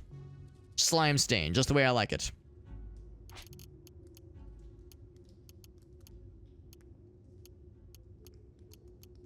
Anything beyond that is unnecessary. Gonna pour a little bit more out then. A little bit more out for our homies.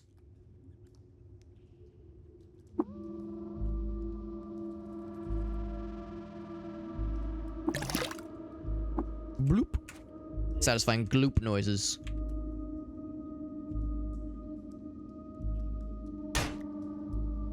Oh, I smacked into a wall just now. As far as areas that could potentially have other cool things for us. There we go. So now...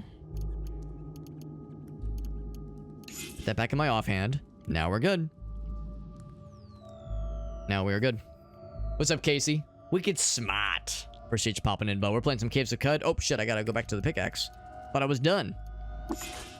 I was done with digging into shit. I mean, I could just probably break through the walls. That might be a more efficient way to do this. This also might lead to nothing. It led to nothing! Can't say I'm surprised. Are there any obvious instances of, like, something maybe being... hiding, like, something cool hiding somewhere? Like, go back here, for instance.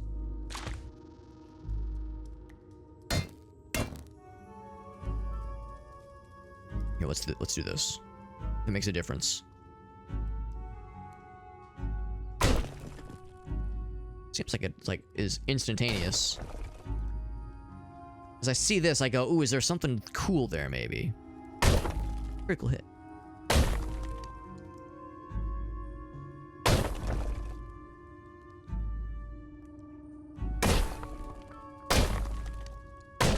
Digging through walls. Yeah, I think it's nothing. Okay, yeah, I was thinking maybe there was something over there, but I think I'm getting nowhere fast. That's okay. Smaller floor. Oh, is that the bottom? I think we hit rock bottom, boys and girls. The Boston accent, yeah. It's a fun voice. It's a fun voice. It's a fun accent that I hear. I know the one I hear in videos like that is like a very exaggerated cartoonish voice, but it makes me happy. That's all that matters. That's all that matters, right? Is making me happy, making the streamer happy. That's all that matters, right? It's all about me. Make a red guard or a high elf to exploit. No, I mean, Alchemy in Morrowind is the most exploitable bullshit, and I say that lovingly. It is enjoyable, exploitable bullshit, but it is very silly. Which is to say, it's probably the most powerful. So that's, I think, what most of the pros would recommend is going all in on the bullshit. Going all in on the exploitable bullshit, because it is very fun. Oh gosh, this is, but I thought it was about me, Alex. No, we're doing the good though. Case this game continues to be a lot of fun. I mean, we were saying earlier, how I've got like a whopping 33 hours in this game. So there's plenty I've yet to learn. I've got a long ways to go with proving myself in the world of CUD, in the world of Caves of CUD. But its game continues to make me very happy. It's a very good game. Really happy to be playing it. And there's so much more that awaits me, and it's all exciting and a little bit terrifying, honestly.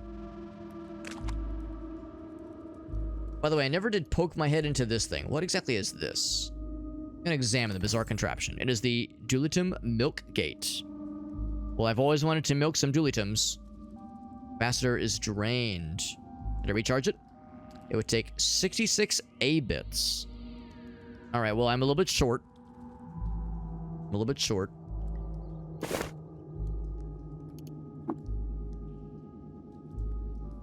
That's pretty cool.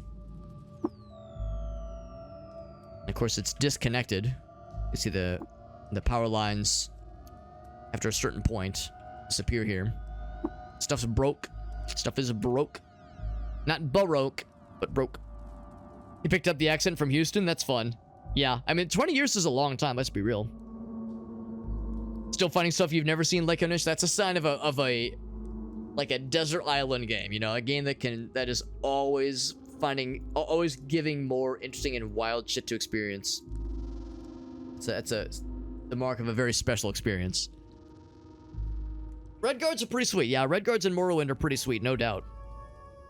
They're a very good starting build for sure. Have a good night, Whale. Appreciate you hanging out with us, Whale. Have a good night, buddy. Speedrun the main quests. It's doable. I mean, a lot of us have seen. Whoops, I want to go up. Yeah, a lot of us have seen some of the world record speedruns.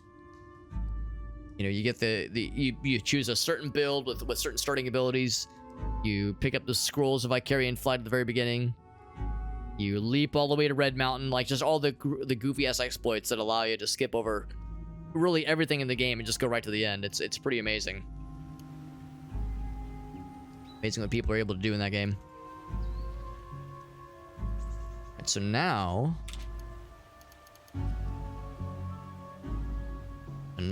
if I say, I click this guy and say insert, there was a, what was it called?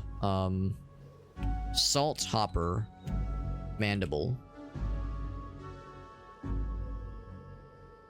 on bottom floor. Just leaving a note for myself in case I ever wanted to come back for that thing.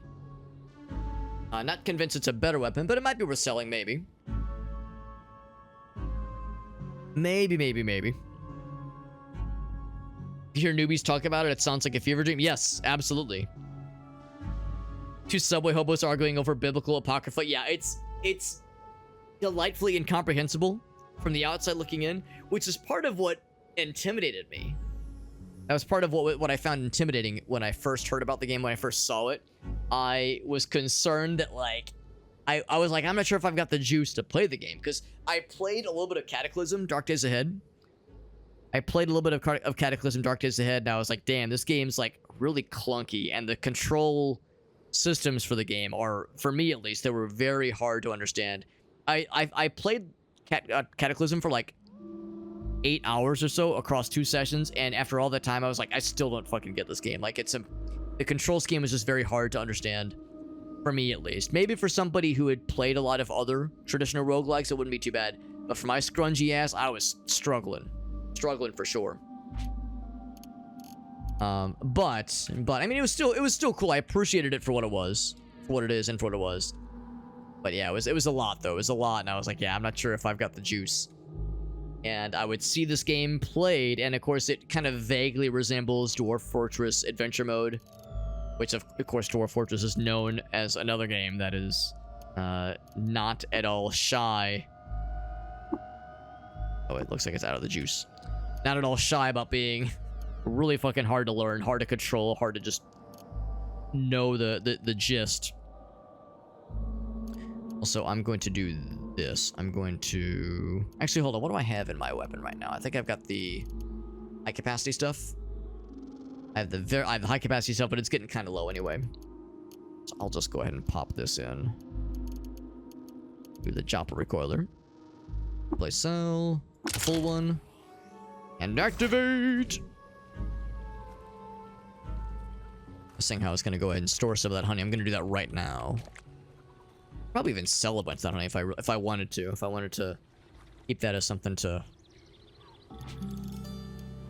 For future reference. Or not even for future reference, but use it to barter, maybe. So 63 grams of honey, that's a lot. That's a lot of honey. Pour that into water skin. Let's pour like 40. Do 43. I have 20 grams of honey left. And for now, I'll just store this separately. But I might want to come back for that and sell it at some point. Just as a bartering chip. Store these for now. The books that we're finding.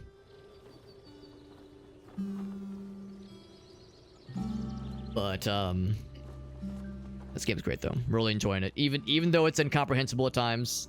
I was actually pleasantly surprised when I first started playing the game, and well, it didn't hurt, at least, that my first introduction to the game was watching a tutorial video, like an 18-minute, kind of 15-minute, here's how to get started kind of video, which really helped.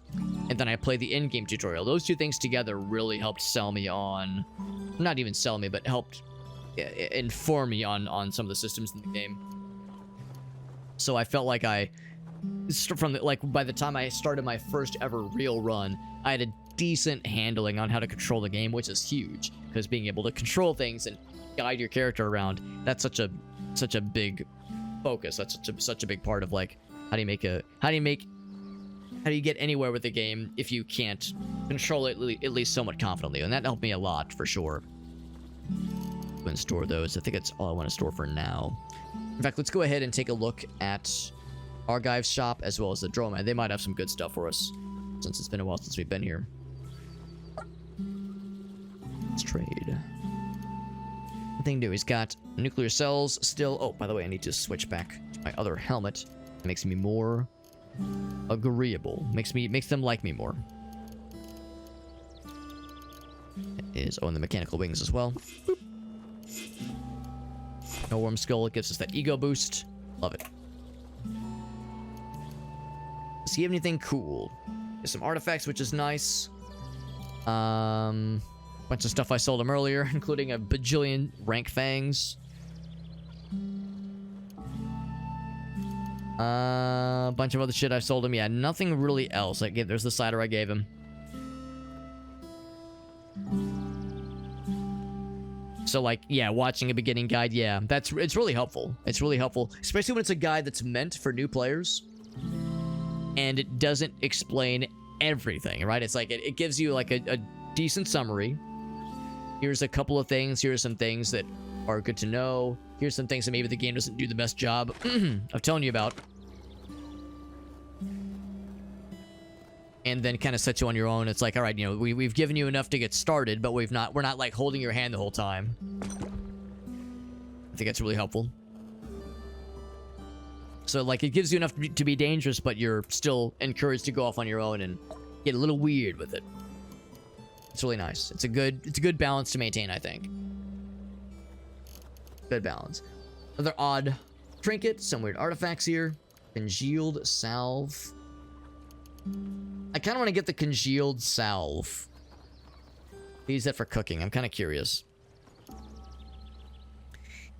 Nothing else here really all that exciting, although he does have some nuggets. So if nothing else, we could sell a bunch of some stuff and get that. So I will hang on to most things.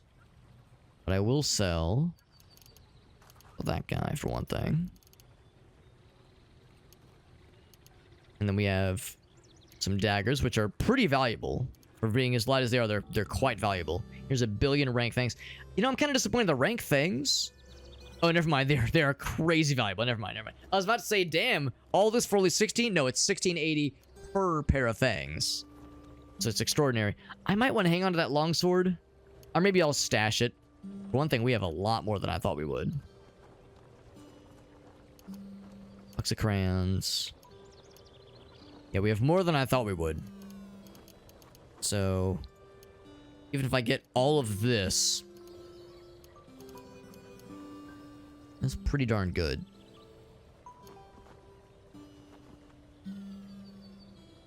What else did I want? I think I'm probably just gonna get those guys. I mean, I guess I'll get slugs as well. They're cheap enough, honestly. I don't think I'm gonna bother with arrows.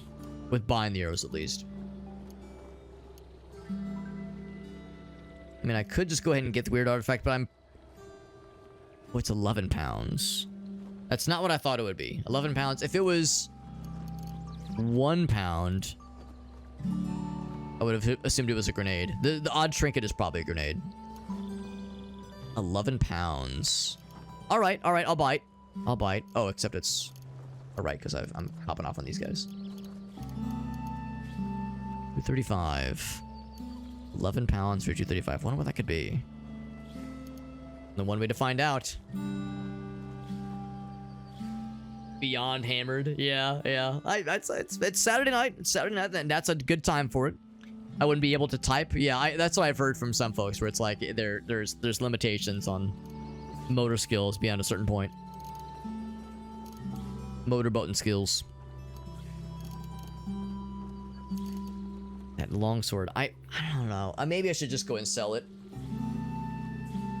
Maybe I should just go ahead and rid myself of it, because I think we've pretty confidently determined that those extra 2 rolls with penetration are not worth the +2 damage we get, since we have a 2 to strength, 2 bonus to strength. Maybe I could try a little bit more in the field to see how the numbers shake out, but I feel like we already gave it a fair shake. Thing is, though, it could maybe get better if our strength were to go up to a +4, but that'll take a while. I probably won't be investing into strength much. I'll probably be investing into agility next. There's a lot of cool things happen with agility 27. Also, I just realized I have 15 pounds of witchwood bark. We definitely don't need that. We don't need half that, honestly.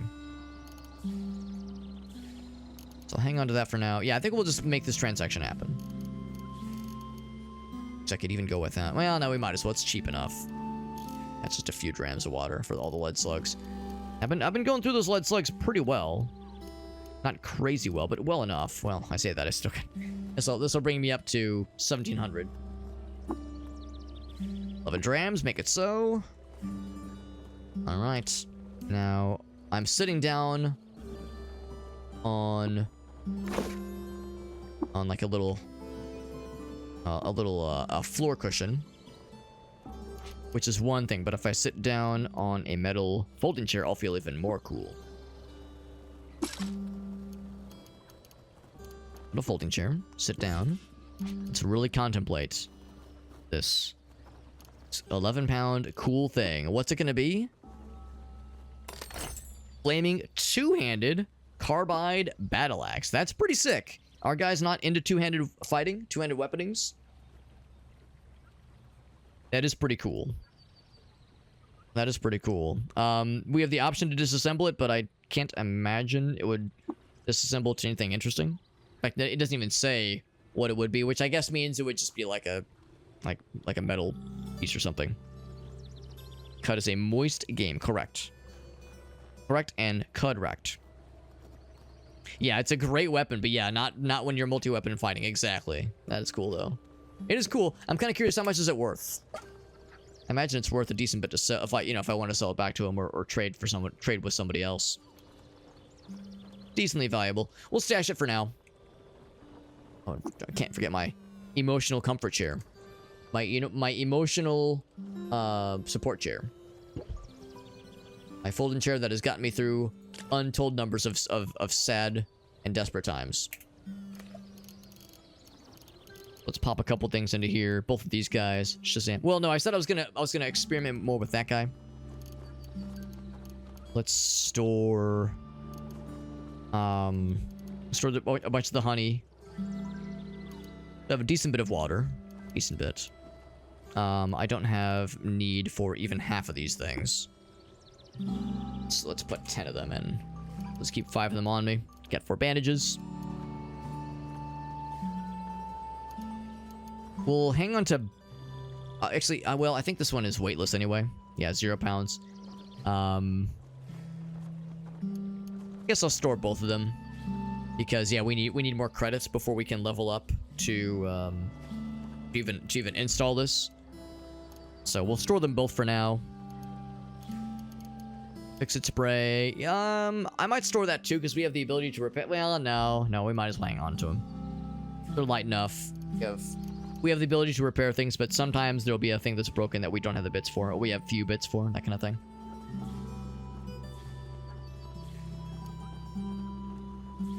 Gotta change the chat color on mobile. Yeah, I'm not sure either.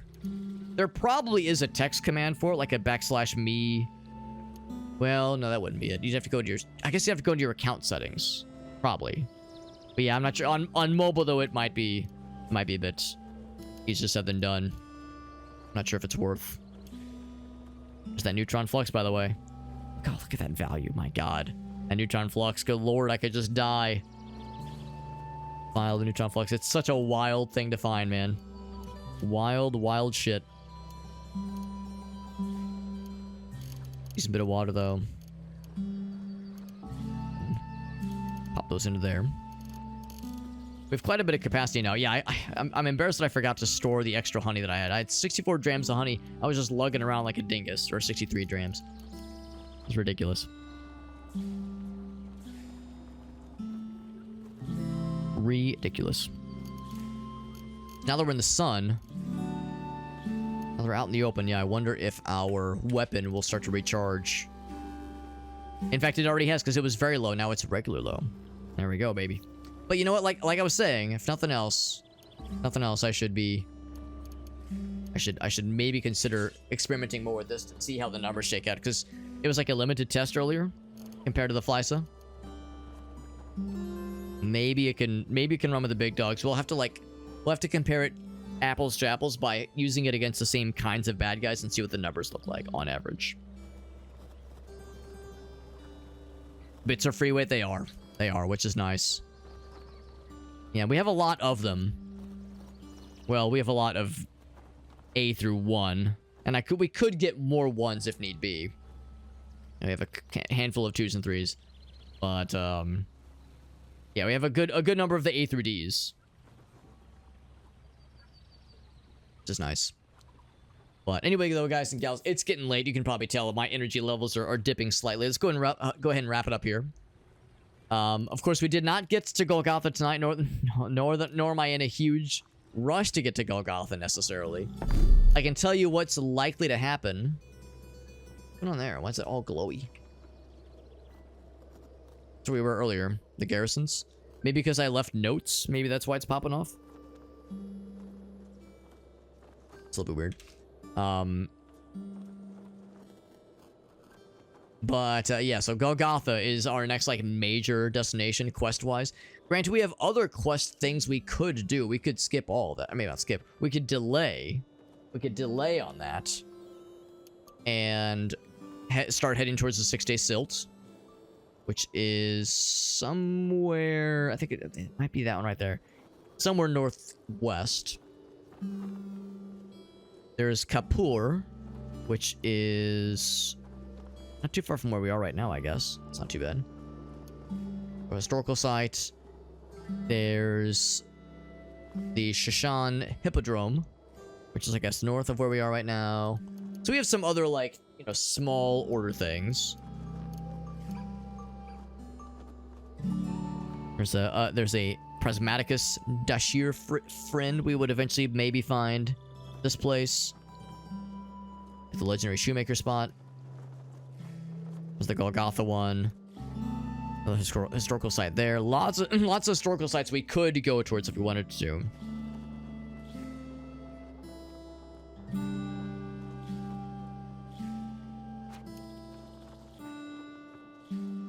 So, yeah, Rust Well, Desert Canyons. Is this it? Iron Posterior Temish. Of course. Who could forget? Yeah, where was that area around Kapur? The thing where it said Kapur. Looked like it was somewhere around here. Maybe not. So we've been to the library.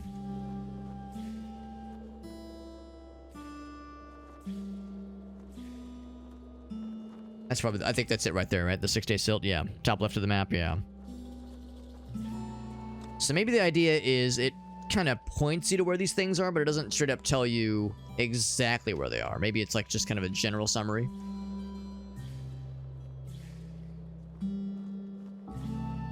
Because yeah, now we're not really seeing anything with names on them beyond what we've already seen. There's Golgotha. As far as like planning my, because I think the Chanel library, that was already there. We already had that on our map. Maybe that's the issue. Maybe if I go into quests, or journal rather, maybe that's the issue. So, oh, there's Kapur way out there. Excuse me, way out there.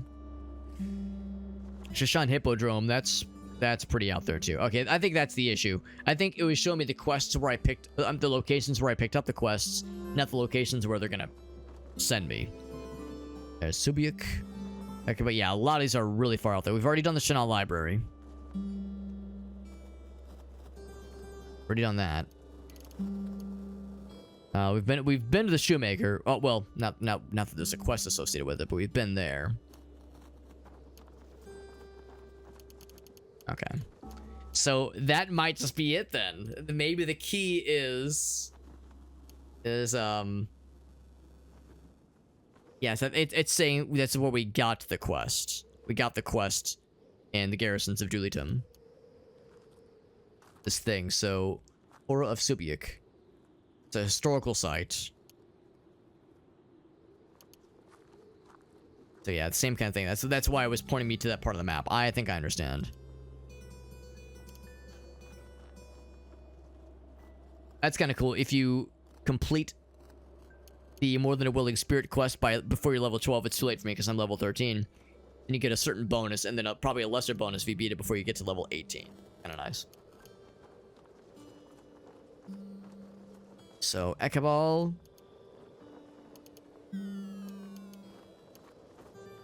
And... what was the other one? Subiuk. Those are the two that have, like, fetch quests associated to them. Otherwise, it's just visit the thing. It sounds like...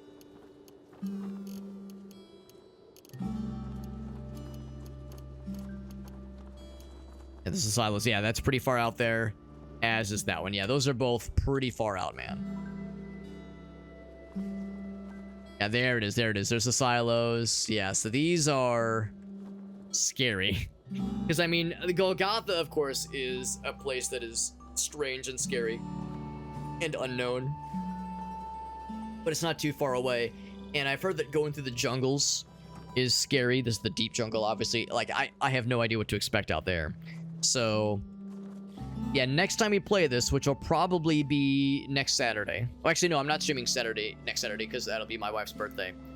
Maybe on Sunday. I might stream this on Sunday instead. Maybe sometime during the week. I'll have to look at my schedule opportunities for this week. But next time I play this, I think we're gonna head right to Golgotha. Honestly, I think we're gonna head to Golgotha. We will have to trudge through the jungle. We've never entered a jungle square before. I've never had any jungle encounters. It's scary. I've heard the jungle fucks you real good. Fucks you really good, really weird, real strange, and real scary. So I've heard the jungle is a scary place. I've heard Golgotha is a scary place. I'm scared. I'm all I know is to bring disease-resisting things with you. which we learned a recipe not too long ago. We learned a recipe not too long ago. I don't know if I have it somewhere. Here we go. What was it? It was my pancakes. Big Spanky's pancake with meat. My guy's name is Big Spanky. So Big Spanky's pancake with meat is us, yeah, +3 to saves versus disease. So we have that at least. But yeah, it's frightening. It's frightening knowing or not knowing what's coming. All I know is that yeah, Golgotha does not mess around. So we'll have that to look forward to for next time, my friends. We'll have that to look forward to and to be fearful of. Save and quit. Game save, baby. This game continues to be so freaking fun. Your dad says I'm starting a new run after dying at level 20. Yeah, I'm sure losing that level 20 character was a huge bummer. I know how that goes, man. It kind of takes the wind out of your sails. It sucks. It sucks, but I'm glad you're getting back on that horse, dude. You're dead. Getting back in that bicycle. Want to do a Trucan? I've heard mutants are crazy. I mean, I know Alias, he has a good mutant run going right now. His guy has like 4 arms and 3 heads. All the crazy shit you can affix when you have multiple arms and multiple limbs and multiple heads, for that matter. It looks amazing. I'm sure my guy is kind of... I mean, I think we've got a decent run going right now, but we don't have anything crazy for cybernetics. And we definitely don't have, like we've got cool combat stuff, but it's not... we don't have, like, a crazy, overpowered, insano build yet. I think we'll eventually get there with cool cybernetics, but we got a ways to go.